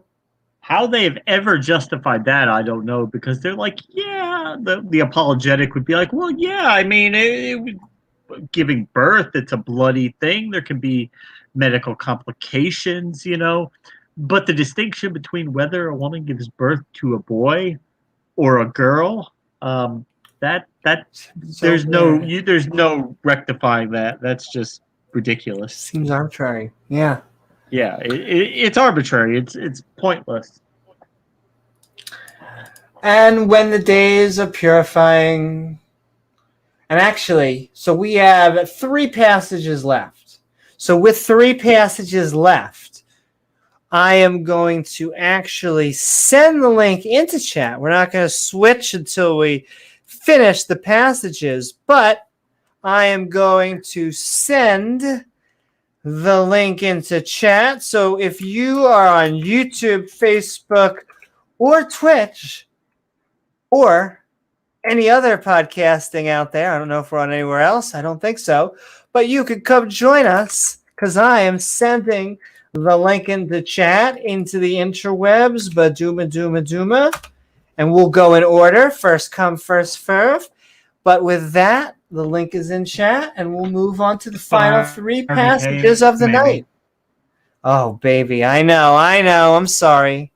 We'll have to clean up. We'll clean up, and we'll just gotta finish up. James, just because you did, doesn't mean she did. Okay, you got to work hard. I'm so excited with this. Just with like this a Bible. guy. Like a guy. But why would I know? What?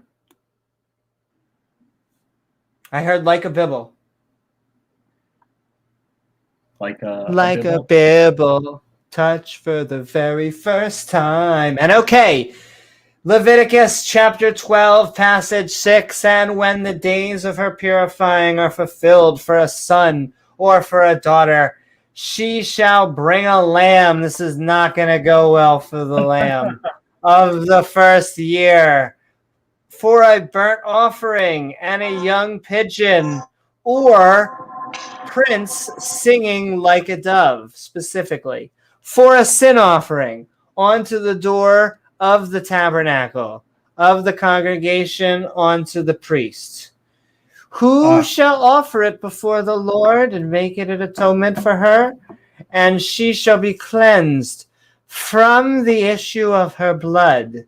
This is the law for her that hath borne a male or female.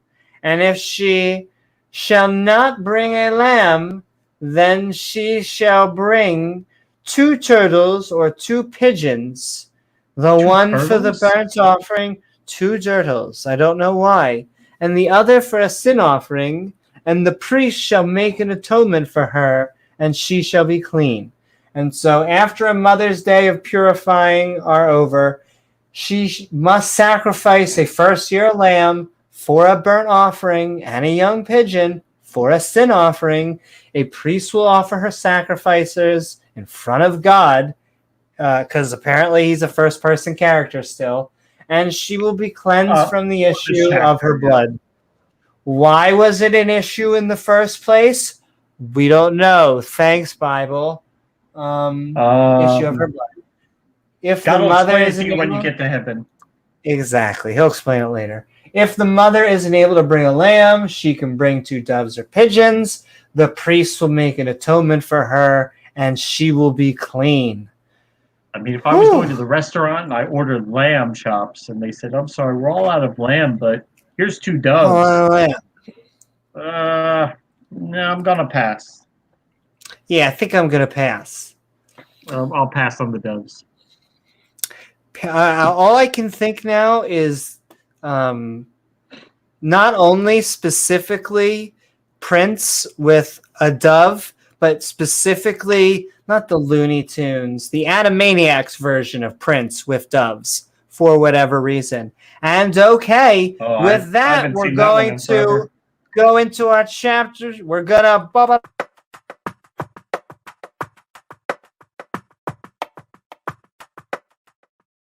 And with that, we are moving into our chapter review and then our open mic. What do you think? The book of Leviticus, chapter 12, purifying women and circumcising boys. What is this? Was it pure excitement? Yeah, I mean, and I'm very glad that we're here because we've had to slog through a lot of these chapters. Really, a lot of them are just expositions, laundry lists of things. But finally, we're getting into the real wisdom, the real science. You're getting to look behind the curtain into the mind of God. You're getting to look behind into his wisdom and see all these wonderful things that he's given us. I mean, he is such a great God. Truly worthy of worship, though.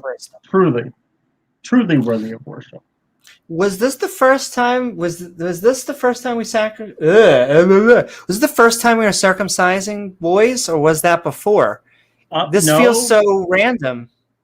because don't you remember the one with Jacob, and then one of his daughters got raped, and then they wanted to marry. Of course, when you rape a girl, the proper thing to do is she then marries the rapist, and then they circumcised all the men in the town, and then while they were recovering from that, Jacob's brothers went in and killed them all overnight. Remember that? As you do. Yes. Yeah. Okay. So this is a redux, but he's just like laying it down extra now for everybody. Gotcha. And then Moses' wife circumcised his son, if you remember that. She took a piece of flint, circumcised him, threw the foreskin at Moses' feet, and said, "Thou art a bloody husband unto me." Yeah. Ooh, so we're having lots of foreskin. Lots fun. of foreskins flying around every which direction. But it's okay. It's holy. It's good. It's okay. For God. And okay, in a second, we're going to be rolling into the open mic and sending hearts, saying hi, Jay Mike. Thank you so very much. Thank you. And, I think I just saw you the other day on Talk Heathen, and you were awesome. I forget which person you were talking with, but you just had a fantastic philosophical conversation. And okay, guys, we are going to move it into the open mic. I think Pat is he's like, I'm ready to have some fun. And so with that, we are going to bring it into us. Do.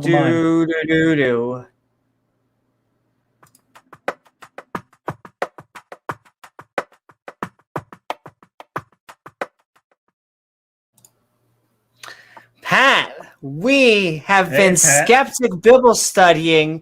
We had 3 chapters of just wisdom after wisdom after wisdom. So I'm curious about how you are tonight, and what are your thoughts? Well, I'm doing great. I actually was doing research on a related topic, and so this was a very fun podcast to listen to. Distracted me as I had to run off and go grab some reference materials in case we need it. But ritual impurity, particularly those involving women, ancient Judaism and other religions of the ancient Mediterranean. I find it very interesting how there are some parallels, but there are also some very important differences. So I think we can, when we have open discussion, we'll be able to fill in a little bit of that, and I hope people find it interesting. That's it. Woohoo! Thank you so very much, Pat. And with that, we are going into the fun. If you would like to join our Skeptic Bible study, the link is in chat, but I'm actually going to pin it. And so, yeah. We learned, Pat, do you have any thoughts about actually learning the names of our Aaron's sons and then them dying so quickly? That was so crazy.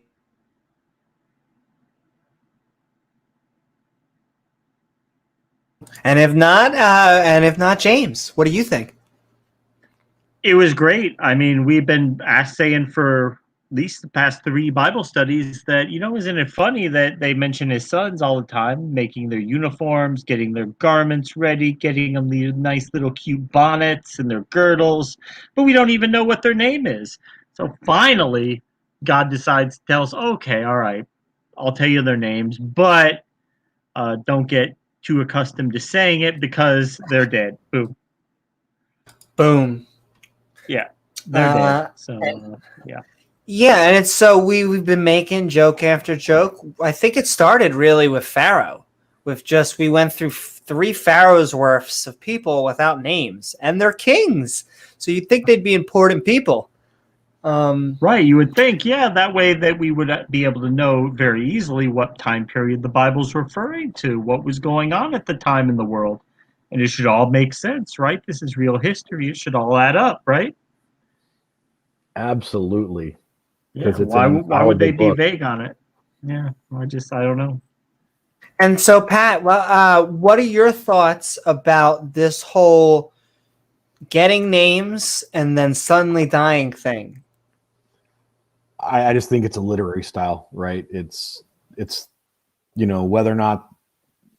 See, I'm not a literalist, and so when I look at a book like this, I look at there having already been a line of succession, and that the last, basically some people that are mythologized, right? These sons of Aaron, their names aren't really important until they're kind of stepping out, right? And they're the quote unquote founding group of the priesthood. Kind of, again, within a lot of Mediterranean societies, you have to have a progenitor, someone that you can look back to say, look, these are Aaron and his sons, just like this is Hercules and his sons, right? So Hercules' sons go around the Mediterranean and Hercules. Right, exactly.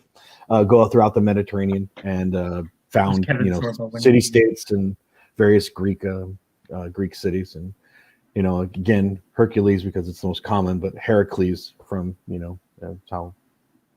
But you can still clap when I say Heracles instead. On the cover of Fortune, I can't. There are certain things that just like that. Whenever someone says I'm getting my COVID shot, I need to automatically go shot. So just these things have to happen. I'm contractually obligated. Atheist Mama Bear says, "When doves cry, then you shall be declared clean." Exactly. And if you'd like to see your comment read on screen, feel free to tag me at Amy Newman. We are having our Skeptic Bible Study. We had a whole bunch of fun.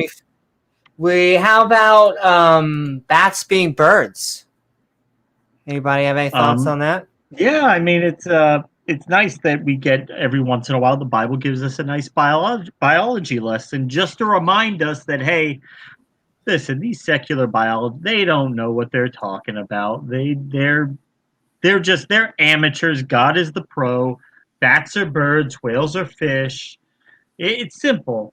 If it flies in the air, it's a bird. If it swims in the water, it's a fish. You don't need to look at any type of characteristics or anything like that. But James, how can you argue with kinds? I mean, it's so obvious. Kinds makes so much sense. Yeah. Species makes so much sense. A kind can be a species, it can be a family, maybe a genus, it can be whatever you need it to be for your argument at the moment. It's malleable. It means everything and it means nothing.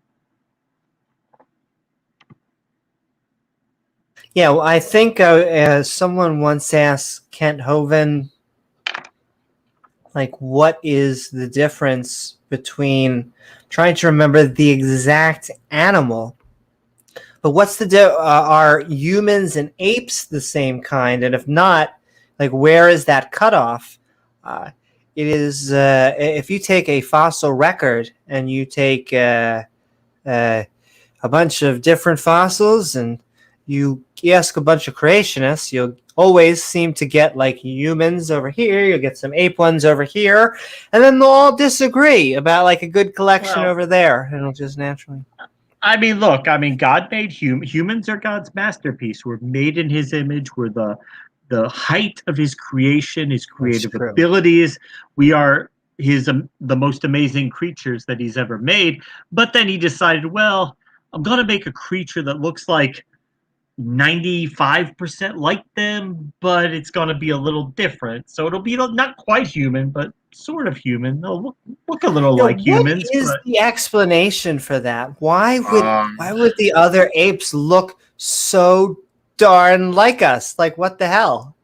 I don't know.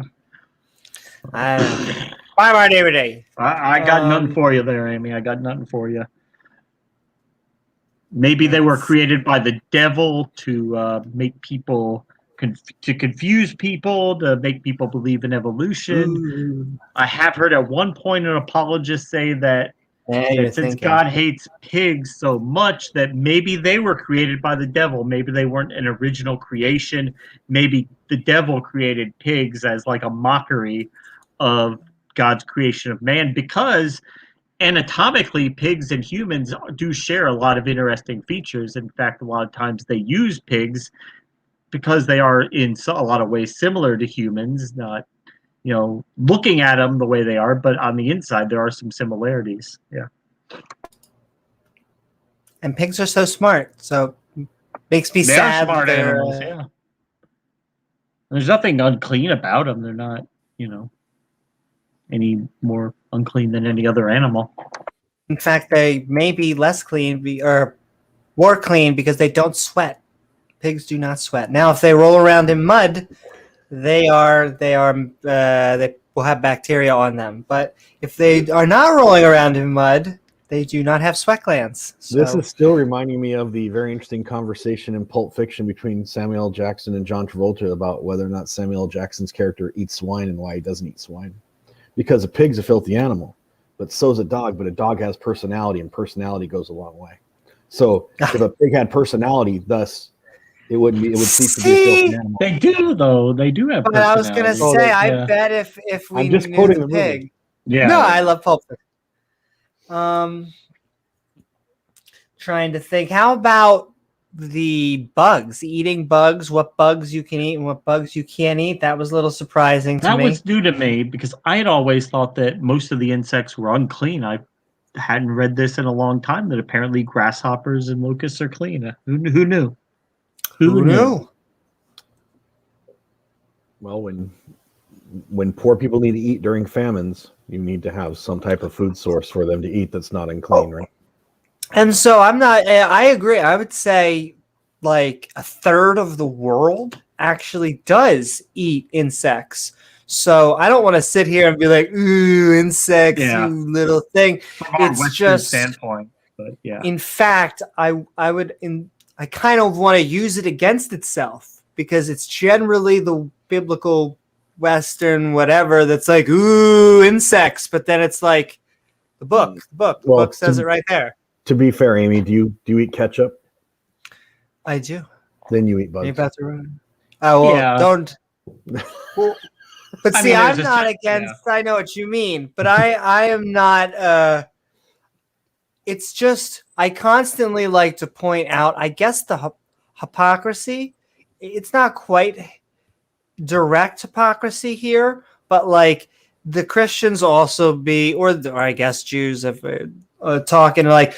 Well, no, I guess it's the Christians that would say this. They're like, listen, we're not killing animals. We're not out there or sacrificing hearts from like people's chests. We just killed a single guy. It's like, okay. And then you read the Old Testament and it's like, do, stab, stab, stab to all the animals. And so it's like, oh, you guys were sacrificing all the time back then. Yeah, it was a good business to be in, providing animals for sacrifice. All the different offerings, the wave offering, the heave offering, the sin offering, the peace offering, the breast offering. Yeah. Well, yeah. So let's talk about women's parts because that will be interesting. And, it's nothing worse than hearing a guy talk about women's parts, right? So. Yay. Hot baby.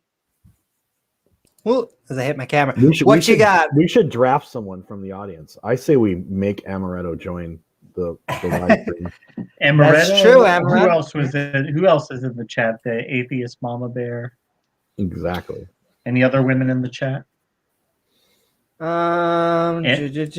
Sending love to Aunt Jer. Sending love to all. Because when I start referencing my menstrual cycle, I probably am not representing women appropriately. So. And honestly, there are 3 people in this chat that I do not think have a menstrual cycle. So look at that. You said it. Did we say it 3 times or did we just say it once? That's okay. Because welcome, Amaretto. How are you? We are Skeptic Bible Studying.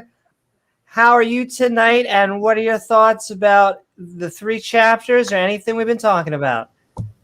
Yeah, this chapter sucks ass. Like, I'm sorry. I'm with the state of Maryland on this one. Crabs are delicious. Shellfish is delicious. F all that. I ain't listening to anything to do with that. But I will use it to point out hypocrisy when people like to, you know, say, oh, gay people are so bad. Well, what about shellfish and pigs? Like, you like bacon? Oh, you're eating bacon. Yeah. Nope. Like, I don't know. I think it's a whole bunch of BS. And I have the whole freaking thing about women being unclean has been used to oppress women for probably centuries at this point. So of course, they can go F themselves on that as well. And by they, I mean the Bible is just written by men who wanted to oppress people and like consolidate power. And I ain't down with that. So that's kind of my thoughts on that. Woohoo! Thank you so very much, Amaretto. And all right, we'll take it back into open conversation. Yes, that I think Pat had something on his mind. Oh, you just pulled at me. Oops. I was just, wanting, honestly, one of the things I do is I compare and contrast religions of the ancient Mediterranean. And when it comes to menstruation, we actually see a divergence between pagan tradition, particularly, Iron Age during the Greek, archaic, classical, and even Hellenistic period, comparing it to Judaism at a similar time. And menstruation does not seem to have been as problematic a ritual, a bodily function when it came to ritualistic practice. In paganism, for example, Greek paganism, the issue was sex, having, both parties having been bathed and, ritually purified before entering a temple complex after sex. But the actual act of menstruation in the pagan system did not receive the huge taboo that it did among the Judaism of the ancient world, particularly, Second Temple period and such. So I find it fascinating to compare and contrast, because in some ways they're very similar, particularly like when it comes to touching dead bodies and, ritual impurity from other associated activities, and the thought that you can transfer this ritual impurity. So I touch a dead body, then anything I touch, right? It's, it's a sympathetic system, right? Got so cooties. I got cooties. I can transfer my cooties. The Greek term is miasma, right? So some type of, evil can be transferred, or, negative energy, however you want to word it in the ancient Greek context. It's got multiple ways it can be described. Some people like to think of it as like unseen dirt. So like you get it on, you ritually have to wash it. There's different ways to purify yourself in the ancient world. And I think this is kind of fascinating, because in some ways Judaism parallels other pagan traditions, other religions throughout the Mediterranean. But on this one particular aspect, it seems it was much more problematic and had a much different ritual tradition. That's just like, interesting. aren't there some ancient religions where, correct me if I'm wrong, but like that menstruation was celebrated? Because I thought I read something like that a while ago. Like, nothing from the Probably text. some fertility cults probably would be. Yeah.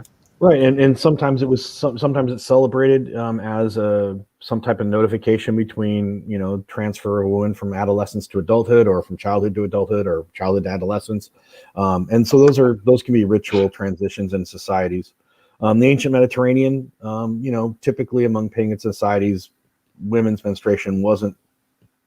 There were some taboos associated with it with the Romans a little bit, but nothing that was to the level that we are seeing in Leviticus 12. Mithraism? There was, the problem with the cult of Mithras is it was closed to women, so you don't have to worry about it. Right. So it's the Roman military. So the cult of Mithras was, a bunch of dudes hanging out, talking dude stuff. Okay. Didn't really apply. Yeah, it was the first frat boy party. Well, not the first, but one of many. Right. The first sausage fest. It was the Roman sausage fest, yeah.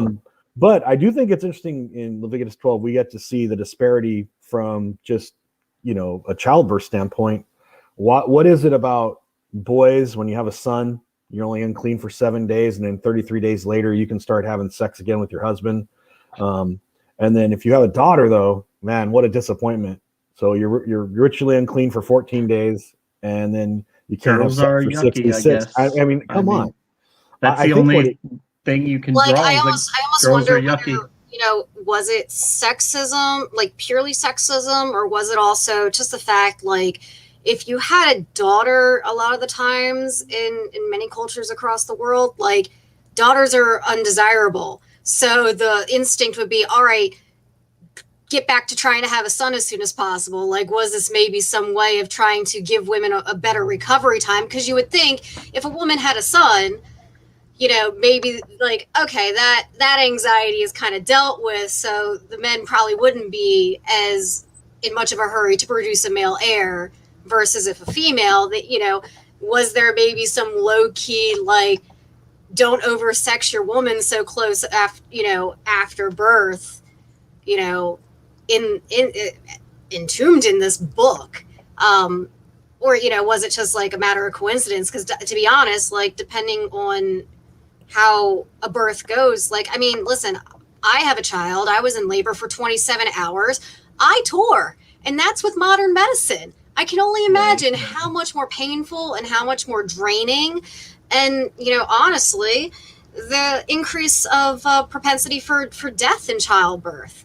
So I don't know, maybe if this was like some low-key way to kind of like keep men from pressuring the women to resume having sex so long after the birth of a daughter, because I wouldn't give it that much credit, but I know, it's something I just find, I'm like, okay. You're trying to find a good thing. I think it's a projection of patriarchal and misogynistic societal norm.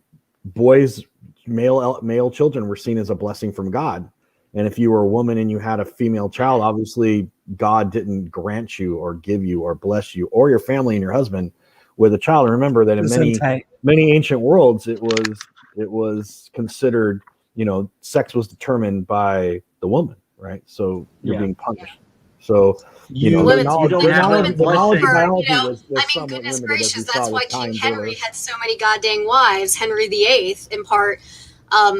But I just find it funny because, to be honest, women who had daughters, they probably fared way better after a pregnancy than their counterparts who produced a male heir, just for the fact that there's more recovery time, so to speak. Because let's face it, I mean, I'm gray asexual, but most men probably are not. And how long did you abstain after your labor? Let's get personal. You're asking me. Listen, I mean, I like to have fun, but it was a couple months. It was. I think in most cases it would probably be at least 2 to 3 weeks. Just because of the risk. And it depends on the woman too. Like I said, I ended up tearing. So did which was my not, son's mother. That was like not cash money. But again, It was a slight like, tear, but she did Not cash money. no, it was not cash money, and I had to go get my gynecologist, or my OBGYN rather, was not the person who delivered my son, because there was something going on in her personal life. But I did a follow-up with her, and she's just like, I don't know why he did the stitches this way. Now, mind you, the person who helped deliver my child, nice guy. But yeah, like, birth was nuts. Listen, they had to put a bar over my bed to have me play tug of war. Like, that's how much pain I was in. The guy who did my anesthesia was a jerk and tried to blame his shoddy work on me being fat. Like, you ever want to talk medical fat phobia, Amy? I got you there. Because let me tell you what, I'm small now, but most of my life I've lived as a plus size adult, like, person. And yeah, even being pregnant and being plus size, whole other world. And yeah, I mean, I'm pretty sure that I didn't have relations for a few months after, because at that point I was just like, my body needs to recover. I had to do like sitz baths, all sorts of stuff. It it was just not a fun time. And mind you, while I am Gray Ace, I am somebody who, like I said, I do like to have fun. So that was, yeah. But that was a dose of reality and something for me to deal with. So, like I said, and this is with modern medicine. So I can only imagine. She doesn't have the stamina. You don't have the stamina, James. Well, You need tremendous stamina. yeah, childbirth is actually one of the areas where pagan and Jewish traditions seem to have a similar, not identical, but have some similarities and some parallels. Because in Greek society, when I say Greek, I mean ancient Greek religious societies. We see that there was ritual purification for a 5-day period. 5 days after birth, I believe it's 15 and then 40, right? So there was this progression of ritual purification that a mother and the family and the home underwent in order to kind of make sure that the issues, the miasma, right, this ritual impurity that occurred in childbirth, like an exorcism. Well, in a way, like, because childbirth, a lot of women in the ancient world died in childbirth, and then infants died shortly after. So anything you can do to keep the house free of any evil influence, if you want to call spirits, it that, yeah, right, or light some sage. And remember, ritual impurity is kind of how they saw evil in the ancient world. It was like, I've done something, or I'm not impure, so that's it. We use the words evil in translation now, but that's sometimes not the best way to describe it. And then, and the same thing, like if you came in contact with a woman within the first 5 days after her childbirth, you had to go through a 3-day absolution yourself, a 3-day ritual purification. You were considered unclean for 3 days in the Greek system. And there were all kinds of, ways to ritually purify yourself in the ancient world. And, in Judaism, it was the use of ritual bathing or mikvah, right? So for those that are familiar with that, it's basically you go into a specified pool of water or a running body of water if a pool's not available, and you undergo basically a ritual cleaning that's, usually done by immersion at some point to ritually purify yourself. And I know that menstruation, quote unquote, the formal ending of menstruation within Judaism was kind of topped off with this use of a mikvah, and women weren't supposed to, have, at the end of their period, menstruation, undergo this ritual purification and make sure they don't have sex with anybody before they undergo this ritual purification. Then there's this entire process in Judaism where you got to figure out whether or not you're still menstruating, and one of them, actually, you wrap a cloth around your finger. I think it's either one or two of your fingers. Haven't referenced this in some time. This isn't going to be good. It's kind of known as a purity cloth test, right? So you would go in and at the end of the time that you were being checking to see if you were still under the effects of your menstruation, you would wipe yourself, and if it was clear or yellow or some color other than red or brown, I want to joke about brown, because if you reach back there, you might just reach back too far. But hey, let's not joke about it. But if it was pink or red, then you were still considered unclean, right? If you wiped and you had, and by the way, if you still had blood, you had to go see your rabbi, not your doctor, but your rabbi. Of course. Real science, right? And that's crazy to me too, because I can tell you, as somebody who has periods, a lot of periods vary, and the brown is still technically, it's dried up, it's older, menstrual, fluids. Iron rich blood, more iron. Right. Yeah, Mm-hmm. and that's the thing. I'll be up front. That's most of mine.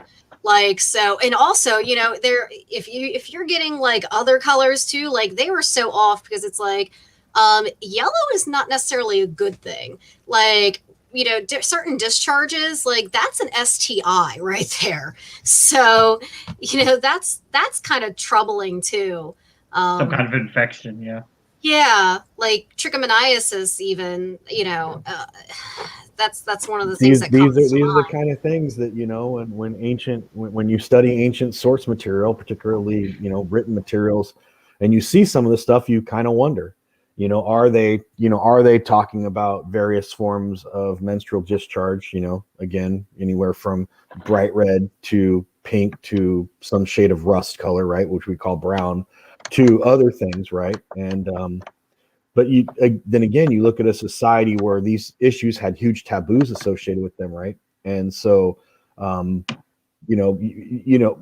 thing we should talk about. I stepped out a couple times to do some my own. I paid attention as best I could. But one thing, did you guys discuss what happens? Do a quiz afterwards. Right, we'll do a quiz. Did you guys discuss at all what occurs if a man and a woman are caught to be having sex during this time period? No, they didn't get into that. I don't. Okay, well, so the actual prohibition was to be excommunicated. If you knowingly had sex with your wife, both of them were cast out. Right, so it's not like it's not being put into timeout. It's not being put. They considered sex during knowingly having sex with a woman, or a woman knowingly having sex with her husband during the time she was on her she was menstruating, to knowingly do it, not to accidentally do it. If you accidentally do it, you just had to do a sin offering, right? Like we talked about that a couple chapters back. But if you knowingly did it, basically they consider you kind of a lascivious and a willfully dirty and impure person. You were excommunicated. You were cut out of the people of Israel. You were sent away. And this is the same charge that was done for women who knowingly have sex with their sons, or women who have sex with people and member of their family. And men that did the same thing. All of these really huge taboos that were of sexual nature within the ancient Jewish framework, or ancient Judaism and Hebrew framework. These were systems that were put in place. The huge taboos, and just having sex with someone when they're menstruating is put into that same taboo. So again, you're talking about gradation. There was no gradation. Now, I want to know what idiot would admit it. Yeah, my wife and I are having sex when she's, not supposed to, but it was actually interpreted as any type of joyous sexual activity.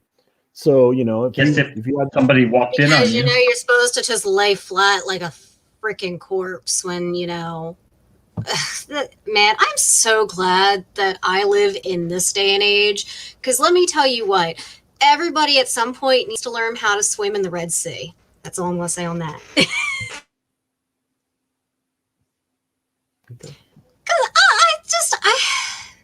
I don't. So here's the thing, like, No. I went back for a second. She's right. It's okay. It's okay, guys. Okay, I support you, Amaretta. I'm just saying, like, so part of like the stuff I'm talking with Amy about doing, like things I've wanted to do over the years, is like my channel. It's like I want to do like my news and politics and stuff like that, but I also want to do like sexual education and stuff like that. And it's just amazing to me, like, just how far back some of these taboos go. And it's just, I know it. I know a lot of it's ingrained, but it's just, there's people who can't even comprehend people who don't circumcise their children. And like, circumcision in America was basically started by Mr. Kellogg, like your cornflakes dude. He perpetuated that as a way to prevent masturbation. He was very anti-masturbation. We mutilate our children. Wasn't he like a Seventh-day Adventist? Buddy, I'm very pro-masturbation, so we do a good dichotomy. Yeah. One of those crazy fundamentalist sects. But it's just crazy. The same person, like, your cereal at the morning, at the breakfast table, that same guy is the reason why most people mutilate anti-masturbation belts. I don't want to. I call it. It's still genital mutilation to me, because it's like, listen, if you want to have your body look a certain way, that should be your choice. That shouldn't be your parents' choice. Like, I didn't choose that for my child. I have a boy assigned male at birth, and it's no biggie. Like, but there are people, like, I have been with men who are uncircumcised, and there are people who look at me like somebody I know. I'm not going to say who, out of their respect for their privacy. There's nobody in here, but I'm literally having a conversation with somebody because they've never been with anybody who's uncircumcised, and they're literally asking me questions and stuff like that. And it's just, what is it like? How is it different? And I'm just like, you just have to, as long as you're having competent hygiene, keeping everything clean down there, it's not the end of the world.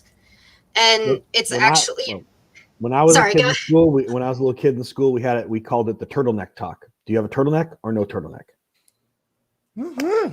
And I didn't have a turtleneck, so I got to skip that day in school. There's the turtleneck boys and the non-turtleneck boys, and that's how they Turtleneck boys get the extra hygiene lesson. they actually did, because they didn't want to make anybody feel bad, right? So And honestly, I went to I parochial wish school. that would That's be how a they did it. thing, because it's, I feel it's like education is the way that we're going to counter a lot of like the sexual repressivism that's here in the United States and in other areas abroad. That,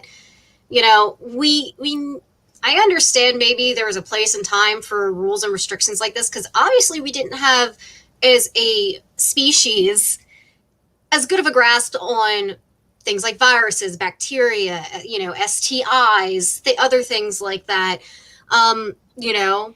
But now we know that having sex on your period is not the end of the world. Like, Satan is not going to rise up from the depths of hell if you get it on during a special week of the month. Like, I'm so glad I live in this day and age as somebody who, like, I want to go into, like, sex education. Just remember Wait. Oh, go ahead, add it. Oh no, Go ahead, because Glenn. I think the moment already way past now. I just wanted to just ask you with the cereal. I wanted to say, are you being super serial? But that was a long time now. Super straight. So, Oh, yeah. we can stop that conversation. But when you're ready to have the talk, I have some reference material for sex and sexuality in the ancient world. Moretto. I want the first talk to talk about fellatio and cunnilingus in the ancient world and all the taboos associated with it. I think you'll find that rather interesting. Oh, I'm down. Everybody needs some good oral attention, so I'm down to learn about that. Like, I think it's interesting, and I feel it's like, I even know for me, like, I've become a lot more open as the years have gone on. Like, I'm involved in, alternative communities and stuff like that. And through that, I've learned through other people. It's expanded my horizons.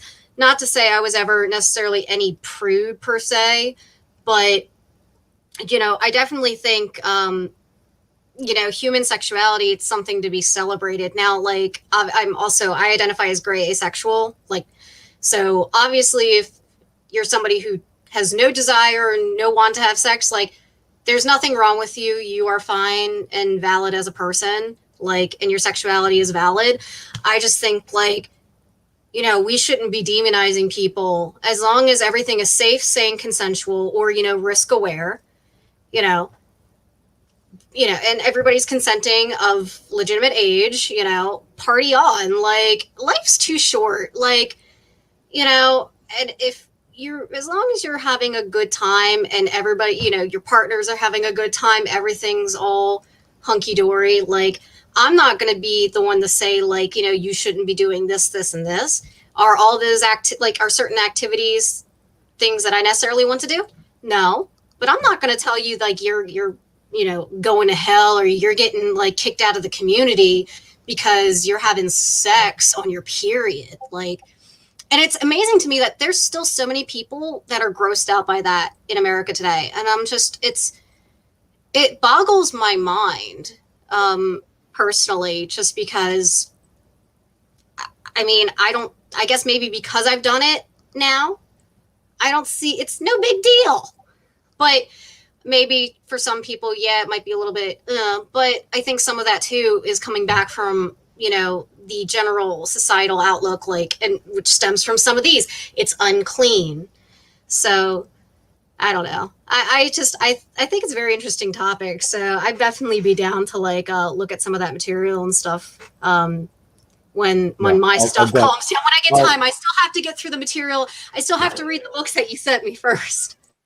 Well, take your time. I mean, but I almost want to take a moment and pause that, one thing that we do when we're talking about Christianity and Judaism in particular, when we talk about the topic of circumcision, I think there's kind of some misinformation out there. We tend to blame Judaism for circumcision.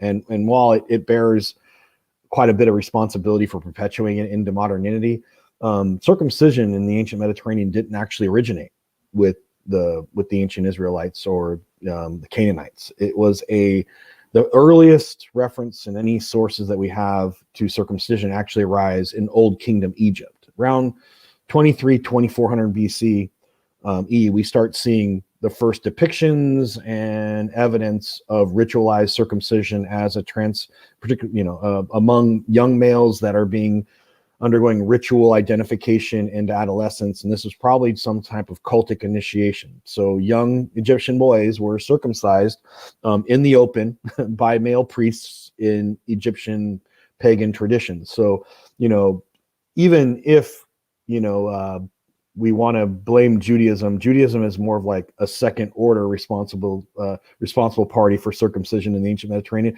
And there were other people in the ancient Mediterranean and in Africa itself that practiced ritualized circumcision, and some groups that still do today.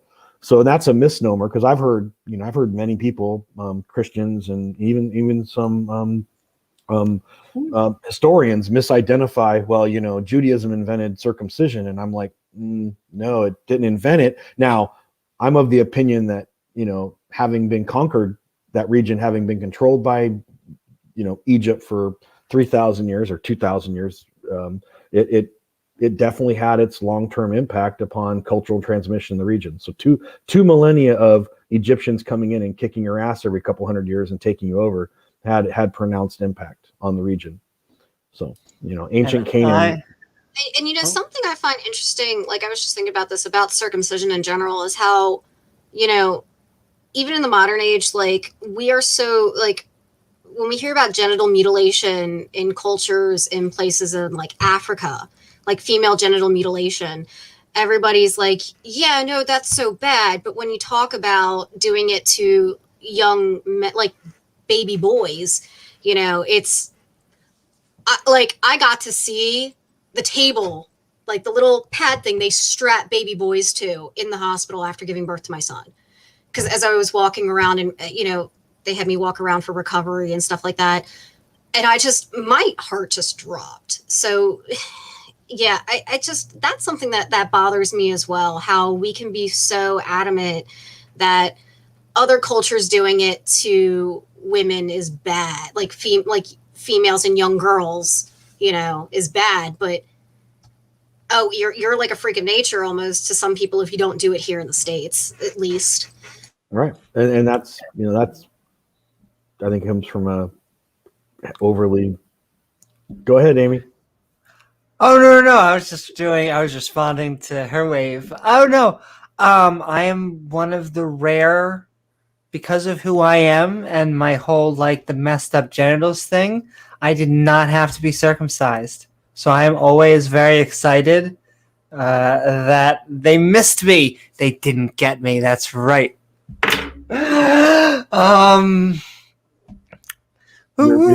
You're lucky. I mean, in some ways, I mean, not for having, as you call it, your messed up genitals. I mean, that's, but the issue, a lot of young boys are, there's deaths from circumcision. I mean, people forget that, there's transmission of a lot of diseases. I'm not going to go into the procedure in the Orthodox Jewish community for circumcision, but, you just have to, Google, herpes transmission.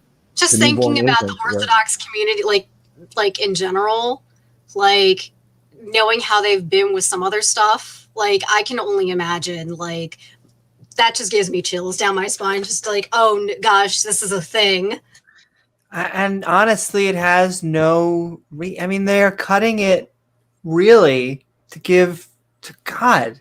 Like that is why they're doing it. Basically, they can make all these other reasons around it. Can't handle the full enjoyment of copulating. You have to give it to God, like, because that's really what it does. Like, it does affect sensitivity. There's also you have to remember, like, at least, not to say like there's not accidents in the more conservative, like traditional communities.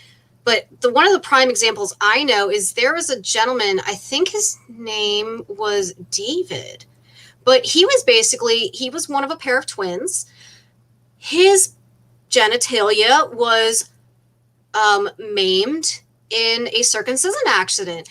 And he was one of the people who was part of an experiment at Johns Hopkins. He was forcefully transitioned to a girl. And him and his brother, like, they had problems throughout their whole life because of it. And I believe the gentleman, he later transitioned back. He was so upset when they found out what they had done. And his parents, I believe, were from Canada. And this was just something that hadn't been dealt with. But, you know, you don't think things could happen to you, but you know, if one slip of the knife or whatever tool, like that can change somebody's future in a heartbeat. So, and I just think it's so sad that, you know, that's something we know of that happened in a place, you know, mind you, I think this was like in the 70s or 80s. Actually, no, I apologize. I don't think it was in the 80s. I think it might have been either in the 60s or the 70s. I could be wrong. I think his name was David Reimer, but I could be getting that incorrect as well. But because it's been a while since I looked at the information, but I believe he was a guest on Oprah, like, you know, a long time ago. Unfortunately, he's no longer with us now. But, you know, I shudder to think, like, how many people, you know, even if you're permanently hurting people, yes, when it goes right, but when it goes very wrong, you know, the damage you could be doing to somebody and they have no say in the matter. And that's the consent that gets me. I don't know if you guys remember, but I think it was 2012, maybe it was 2013. They reported the story out of New York where a moil, which is the special rabbi that does this in the Jewish community, Orthodox Jewish community, actually one of the most, and this is bizarre. Like if you're having a conversation with someone explaining some of even modern religious rituals to people that, you know, in Orthodox Judaism, and some people still do this, you know, after the circumcision occurs, the moil like sucks the blood off the circumcised part of the baby's baby's penis in order to quench blood flow, is the thought, right? To reduce bleeding. And I think it was 2012. They actually an infant died following his circumcision because he contracted a very aggressive form of herpes that killed him. Yeah, and he contracted it from the moil. And then I think they tracked down and found out that this moil had been transmitting herpes to all these children in this Orthodox community. And these are the kind of things that, like, you know, the mouth is an unclean organ. Why would you, after opening a child, you know, to this, you know, this period of time, you know, infants are already constitutionally weak, right? And you're going to just subject the child to the pain, discomfort, and irritation, and, you know, bodily mutilation. And then, hey, let's add some possible secondary infection right on top of it because we're going to allow this tradition to exist in a modern age. I mean, it sucks. It's terrible. People should be glad that I don't write laws, because that would be one laws that, you know, that I would just say, no, you cannot do this anymore.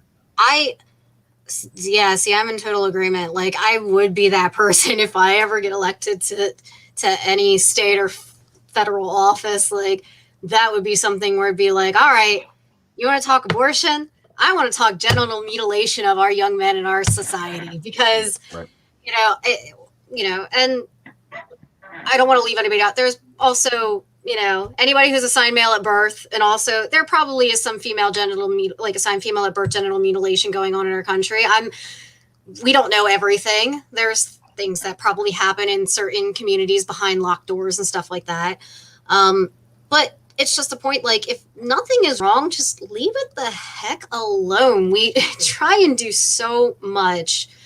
And in doing that and trying to, you know, uphold these traditions and stuff, I feel it's definitely more trouble than it's worth, especially now that we, you know, we understand, like you were saying, now we know, like, you know, you can have things that can be transmitted when things are not done in a sterile environment. And if things are not sterilized after use and they're reused again, like, it just boggles my mind. And I understand that we are a place of religious freedom. However, I'm a big proponent of religious freedom should not entail the taking away of the right to bodily choice. Like, I should have, say over my body.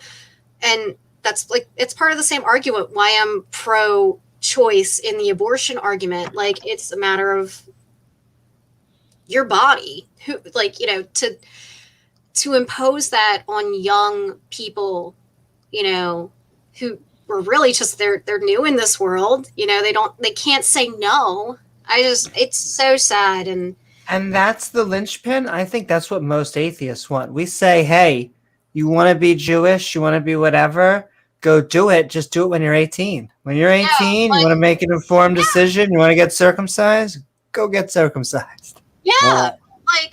Yeah.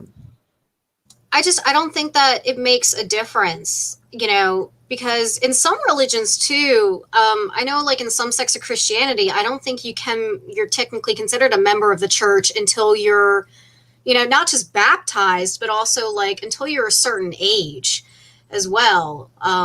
If I'm remembering correctly, I think there's one or two sects where that's kind of a thing. You're not really considered like a full member or whatever. And I mean, regardless, like, this also goes into like some of the, like, the transitioning of transgender youth. People are so adamant, no, we can't have genital mutilating surgeries done on children. Well, first off, that's not the standard of care. Second of all, did you cut your boy's penis when he was born? Like, it's definitely a pick and choose. And, me as a theist, like, I'm totally 100% on board. Like, we agree on that. Like, I don't think that it should be allowed. Well, the sad thing is so I just wanted to check, because we were talking about female genital mutilation in the United States, and there is a CDC page linked to it, and talk that since the 1990s, the CDC is reporting possibly as high as a threefold, so 300% increase in the United States of the cases of female genital mutilation. Well, that's horrible. Since the 1990s, and there's a variety of reasons that they mostly immigrants from the Somali community. Right. Well, honestly, what it is, let's take it a step further. It's religion. What is religion? So because they're coming, everybody comes it is religion, with their own. But that particular strain does come from one sect of it. But and I think like some of it's religious for sure, and some of it, it might be cultural as well. I don't distinguish between culture and religion. I was gonna say I think religion is a part of culture, but I think like it's going back to there's some culturally. I think there's like I was talking about this before. I can't remember if it was with this circle or was it with somebody else, but like culturally Catholic, but not really like observantly Catholic. And you can be say 90% of Jews are cultural. Well, not where we are. Oh, it's funny because it's like it's 50% of Jews or whatever, a massive amount. I'm the only X or whatever I've ever met in my life. Jews, come on here. I know a bunch of people who are ethnically or culturally Jewish, but like they don't observe. But they're called American Jews. Oh my gosh. Okay. But I'm just saying, like, there's still people that hold leftovers of, religion. So, but it's kind of like become a point where it's not just religious observance. It's like it's a part of like your culture. It's a social norm in the part of culture in a part of your culture that you either grow up in or reside in. So yeah, and religion is a part of culture, but some of it's like the secular versions. Like it's almost like I've got friends who observe Passover, but they don't go to like any religious house. They don't observe it. It's just it's like my family's always done it. I have good memories of it, so here we go. See, but I'm gonna go back to, and you're correct. I'm going to go back to the linchpin. Can we name a situation, any other situation besides religion in which people would be cutting to babies? I mean, I could, I Jasmine. mean, Serial killers. No, well, okay, so not a I baby, mean- but I do know that some men that aren't circumcised developed adulthood strangulation, right? So it's where your foreskin isn't actually of appropriate size to properly fold back during an That's erection. interesting. and So- phimosis that, so that's where the foreskin, it's, I don't know if that's technically the same thing, but I know the foreskin doesn't retract all the way. And like, Can be very for some painful. men, that does cause some problems. So that's one thing where I could think of. I mean, human body is weird. Let's just say. But I mean, that would be a medical intervention. So I mean, I wouldn't even consider that circumcision. I would, because circumcision has such a connotation to a religious observation, right? And you look at all of the parts of the world where they practice circumcision. Circumcision is a thing that is very prominent worldwide. And I think again, as a humanist, as a secular humanist, I think we should push back really hard against it. I'm an atheist. I'm a secular humanist, and it's awful. I mean, I would ask how many adult men would be willing to do it if they weren't done. If you weren't circumcised at birth, you're 50. Let's see how you'd feel about me, making your turtleneck a non-turtleneck. And, I guarantee most of these men would be no. And, I mean, listen, like if anybody tried to come after my clitoris, they'd get the knife. Like, so listen, I don't blame. no pun intended. I don't blame. You wouldn't be open to that? You wouldn't be receptive to that? No. I mean, that would, I do not bottom for that activity. And that would result in me topping for shanky in the kidney. Shanky in the kidney. Kidney shot. Shanking somebody in the yes. But yeah, I think too, like while Kellogg, here in the States, it was started possibly, with religious intent.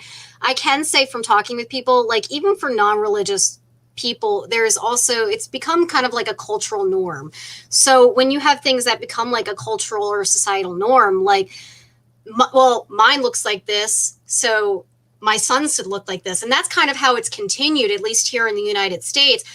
Because I can tell you, like, a lot of people don't have any strong thoughts about circumcision when I've brought it up, or they didn't even think that not circumcising their baby boy was an option. So even though it's presented as such typically in a medical setting, they just think, well, yeah, mine's got to also cleanliness is probably one of the big things that's brought up to me, like, well, how do you keep it clean? Like, between like increased rates of STIs and cleanliness. And I think there was a study done that point to my shower. Wait, this way. Shower. Yeah. It's right there. Yeah. And also, like, I think there was a study done that there was an increased transmission rate of HIV. However, I have to go back and look because I could have sworn that study was done a while ago. I don't know if there's been any studies done recently on it, but I wouldn't say it's just purely a religious thing for everybody. Health and hygiene, and also just people not questioning it. Like, well, yeah, it was done to me, so it should continue.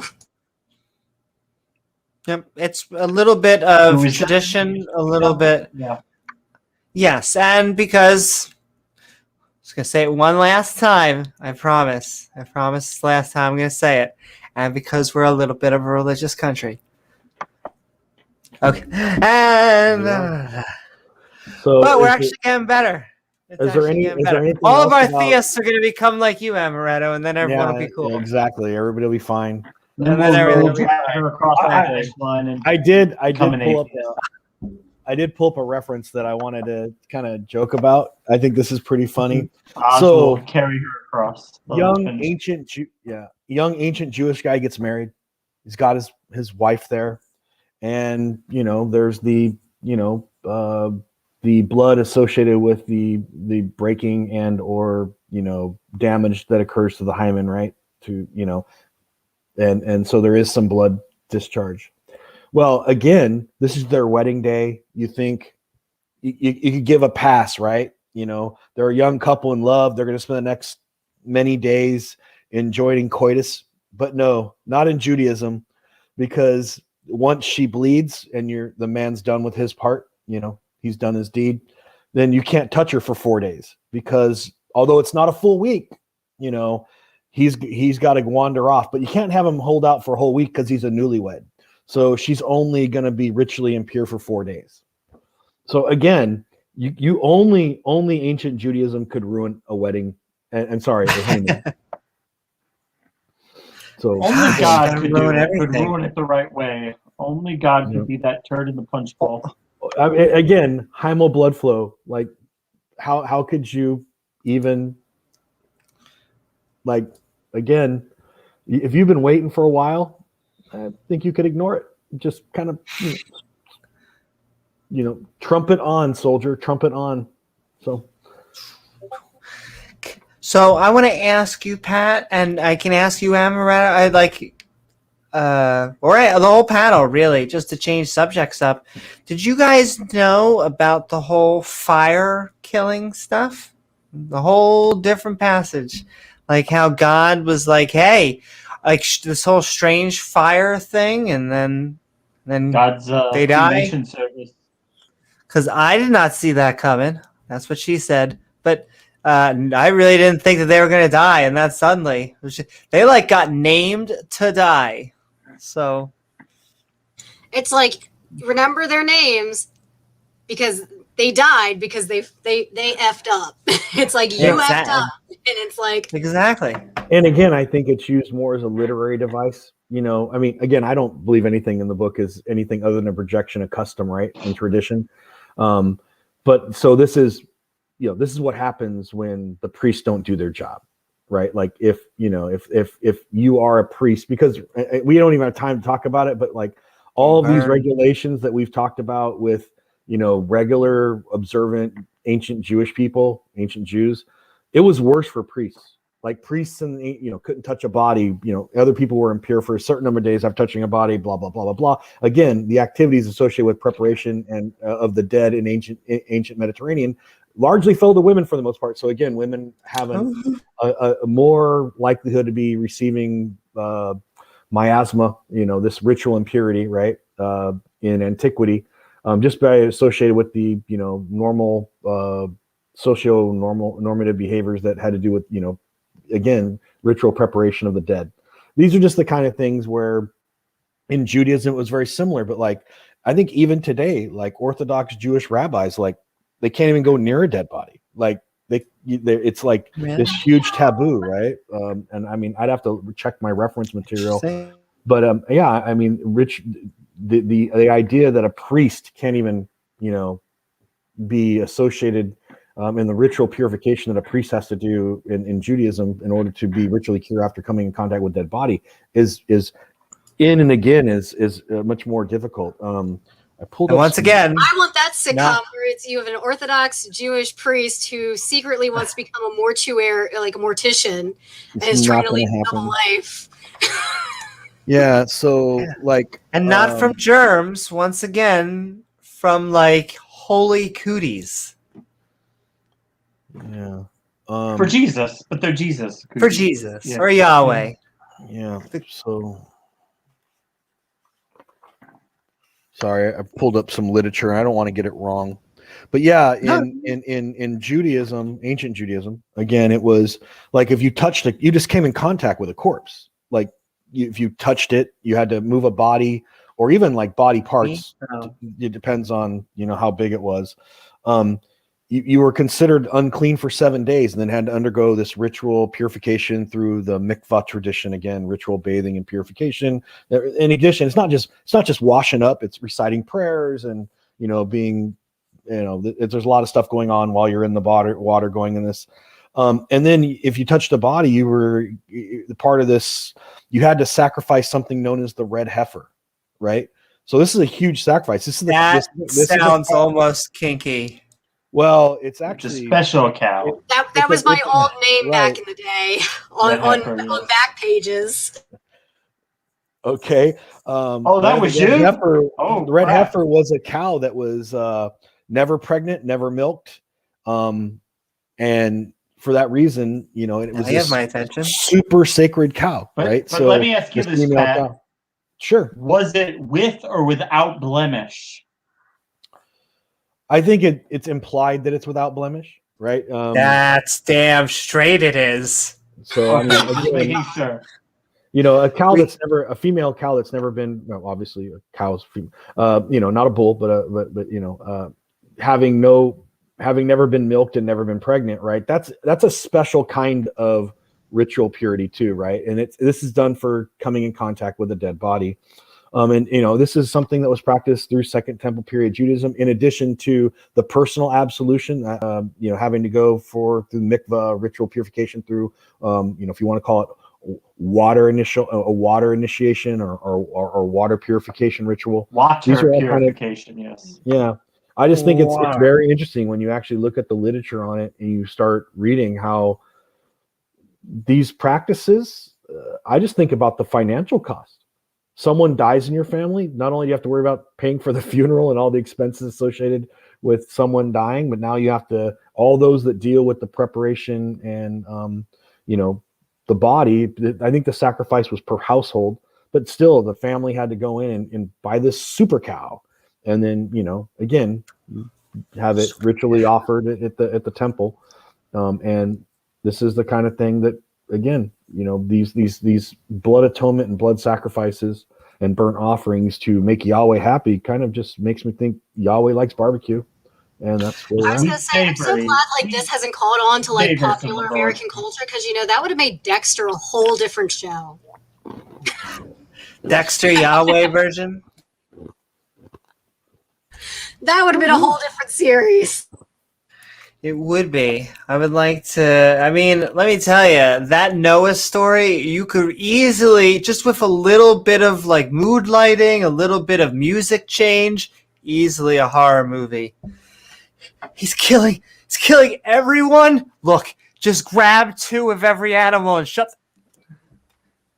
Well, at least God shut the door for him. God told him it was ready. The unicorns and the dinosaurs aren't going to make it. Oh no! It's too big. They were on there. They were on the ark. They just didn't survive well afterwards. Yeah, according to Dr. Hovind, they took him on the ark, but after his ice canopy came down, and the air pressure wasn't high enough for them to get enough oxygen after the flood. So or people hunted him, one or the other. I don't know. Maybe they hunted the T-Rexes and the brontosauruses died of suffocation. That's after you rode them. I thought Monster Hunter, the Bible edition. That was in the Garden of Eden, where they were Adam and Eve would ride the Tyrannosaurus Rex and the raptors, and yeah. Can you imagine if somebody actually tried to make a Bible MMO?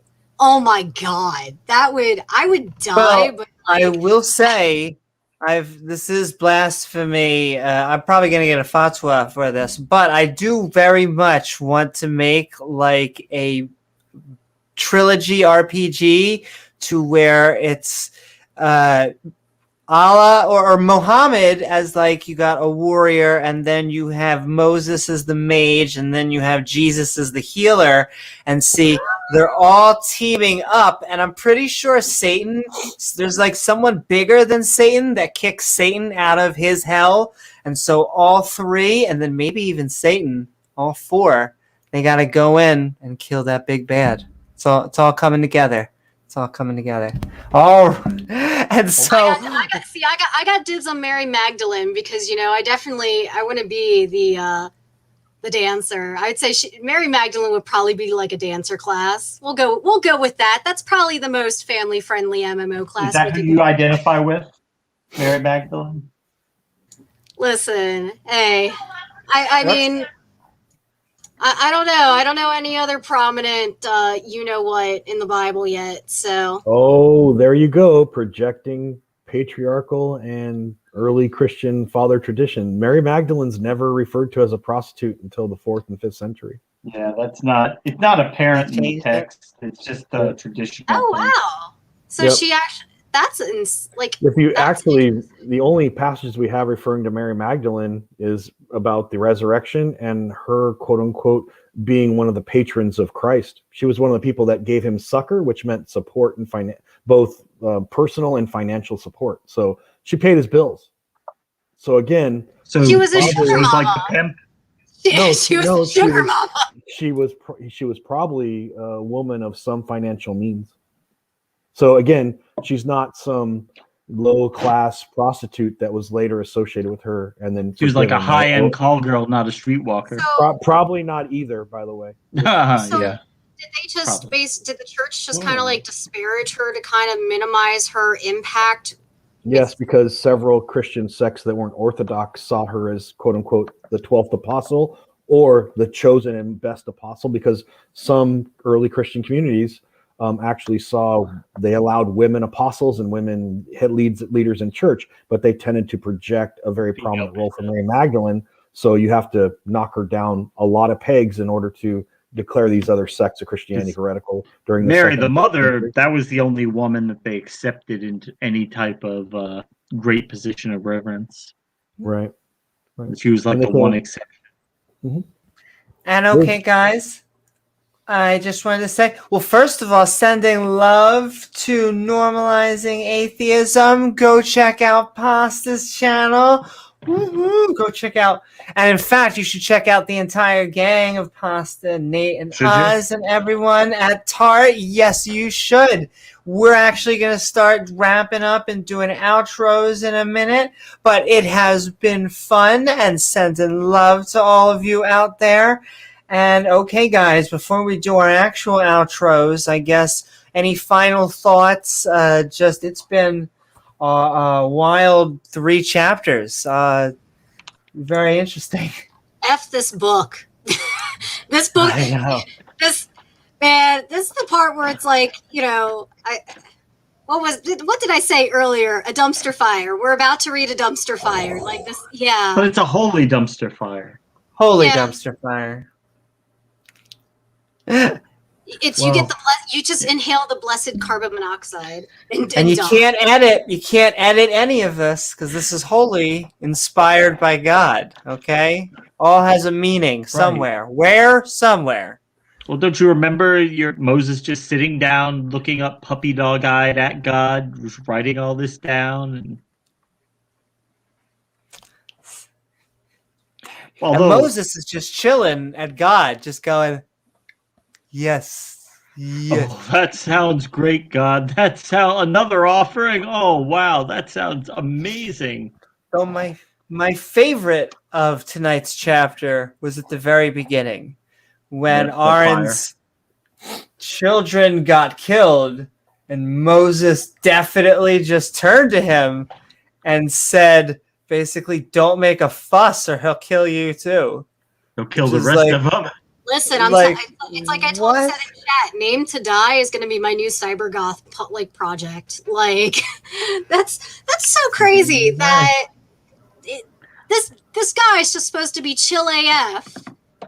When he's supposed to see his kid, like, Christians go up in flames. Christians tell us, like, a common line. I'd say a good chunk will tell us that this guy's all love, just 100%. In fact, they will say he is the definition of love. There you go. There's love. Although, burn, baby, burn. I will say that compared to the previous chapters in Leviticus, at least this was not. At least it was is horrible, but at least it wasn't so dry as the offering after offering after offering after offering after offering. That was the first 6 or 7 chapters of Leviticus. Yeah. And listen, I know. if you come between me and my shellfish, you're getting the Old Bay pepper spray. End of story. Like, crabs are life. You want me to go without crabs and lobster? And that was the first. That was the second time I got crabs. Wait, hold on. You can keep the first time to yourself. It happens. But my gosh. Yeah. You have any more of that? You have any more of that cream left, Amy? Can I borrow? That butt cream. Can I borrow for for the But crab. The crab. What the seriously, hell? hell? Three passages of, or at least 3 paragraphs of nothing but shellfish is an abomination. They made sure it wasn't just one passage of this is an abomination. It was, I'm going to say it and then spray it and then spread it around town. Shellfish is an abomination. If I ever open a seafood joint, I'm gonna take that passage and print it out and just On like wallpaper. let people like take photos of it with the middle finger up and be like our Hall of Fame right here. Yes. Go F yourself. You're not keeping me from the shellfish. No. Hey, that's why I'm waiting for that Leviticus tattoo mark. And I listen, really like, do. like, I want the listen, shrimp you know, cocktail and fuck God. Listen, you know what? Like, shellfish is love, shellfish is life. I mean, y'all can't see my freezer and my refrigerator right now, but shellfish is a majority part of my diet, I think, at this point. Shellfish you know, inside and- of me. That's for it's a the good after, diet. That's for the after dark, James. Oh my gosh. But no, and you know, that's the thing too. Like, listen, I like alternative bacon, like turkey bacon, but pork is delicious. Thank God. I would not survive living in But this. not like, this God, I'll tell you that much. Man, let me tell you what. Well, I mean, I'm so glad I live in the modern age. I'm sorry, Amaretto. It doesn't chew the cud, therefore, that because that's I important. know. Chewing And okay, the- guys, I'm sending love. I see you, Ian, sending loves out there. Thank you, Ian. And everyone in chat. And with that, we are spreading. I was going to say spreading our cheeks. I don't know why that makes sense, but it's fantastic for our transition into.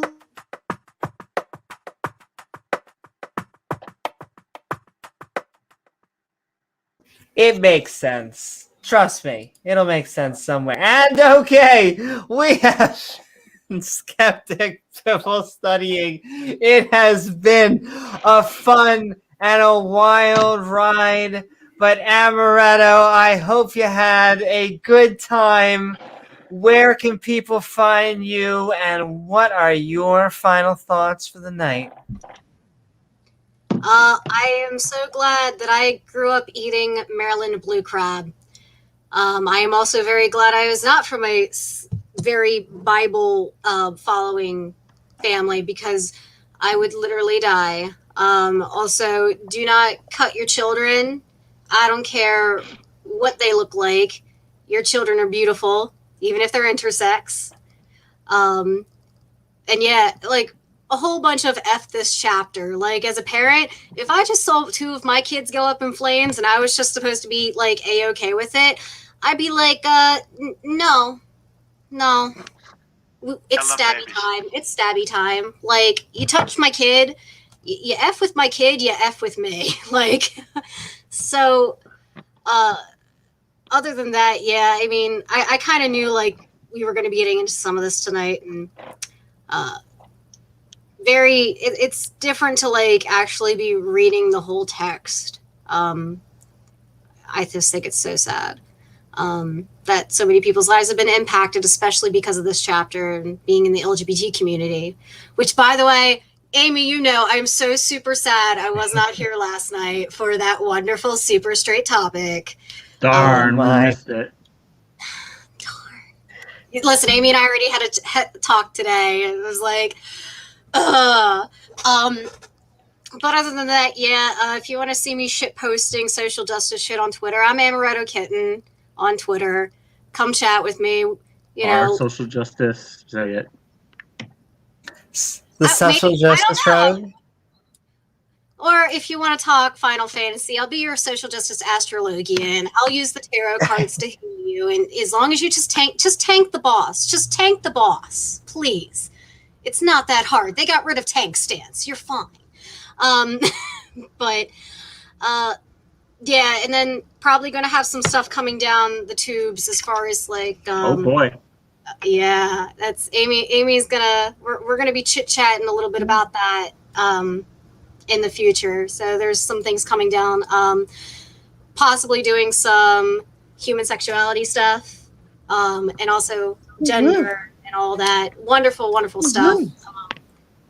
So, yeah, feel free to poke me. We Just do.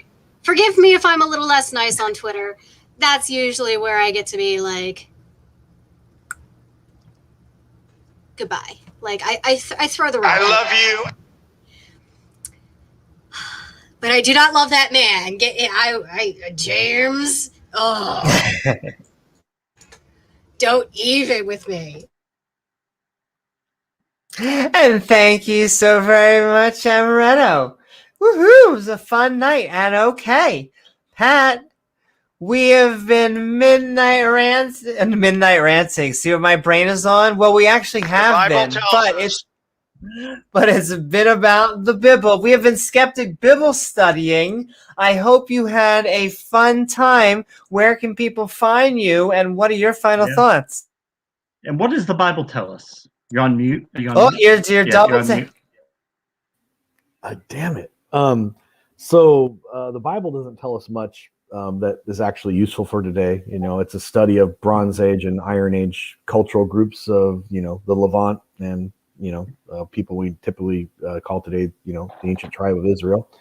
But other than that, it's got very little good use for today. You can find me on Twitter, Pat Lowinger. I'm just who I am. So if you want to follow me there, you can.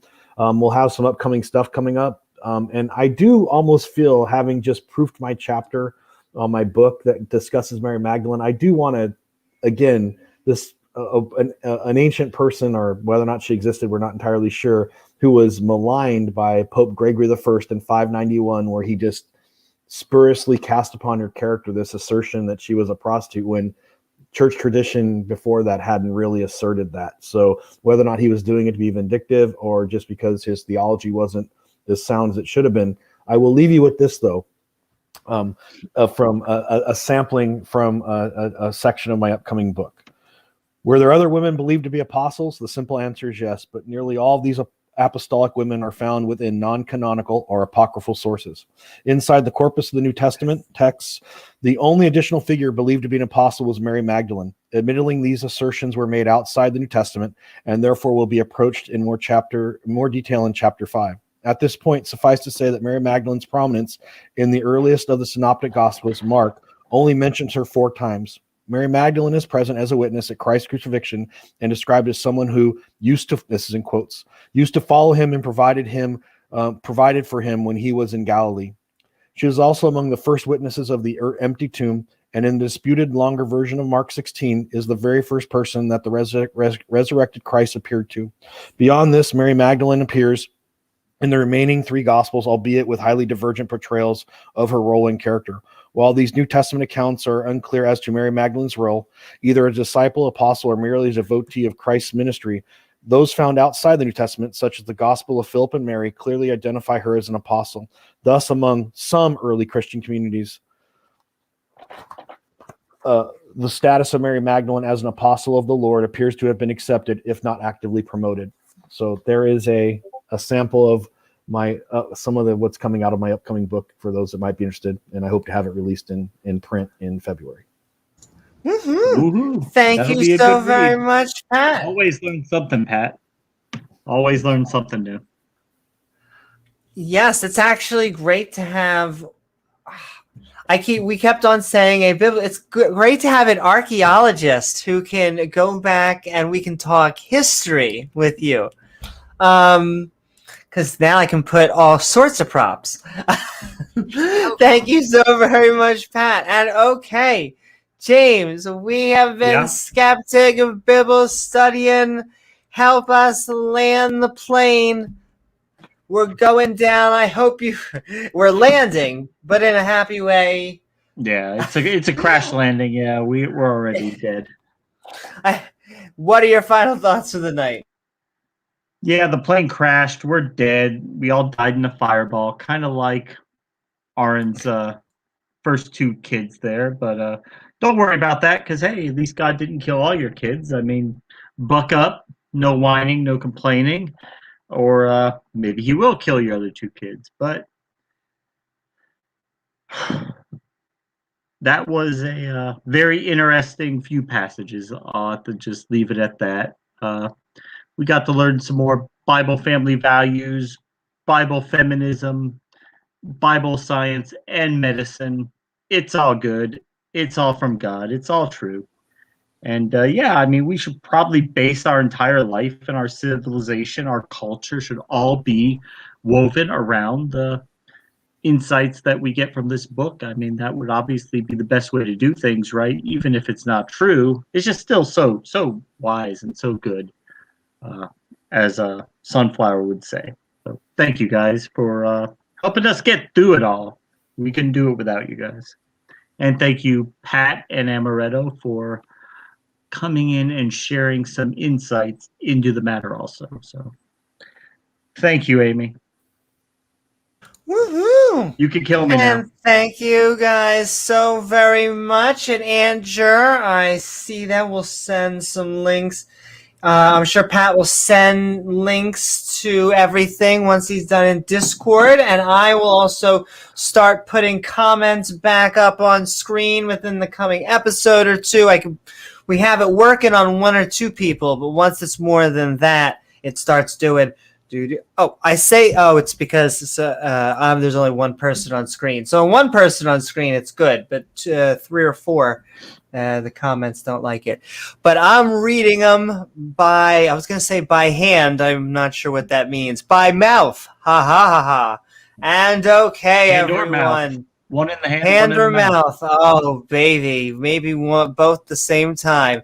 All right. I hope you all had a fun time on this episode of Skeptic Bible Study, a name worth dying for, where God killed our sons, told us what is clean to eat or not eat, and then instructs us on how long women are dirty after childbirth. I mean, Very they're pretty much important stuff. dirty by default, so they're only like clean a little bit of the time. Yeah. We're downright filthy, James.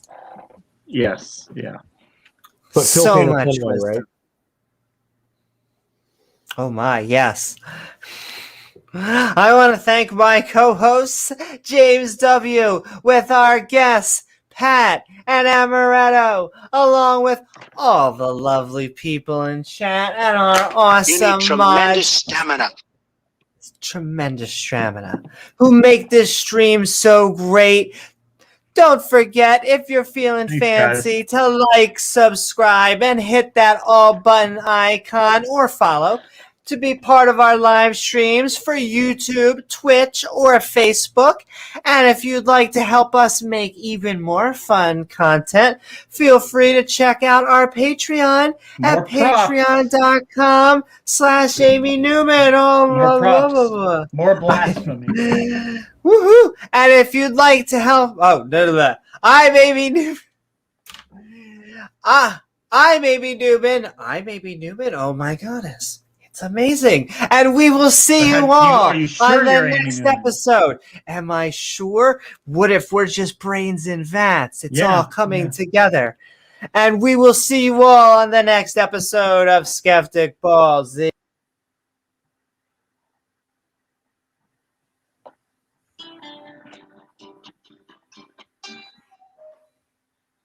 Bye, guys. Oh, put that away.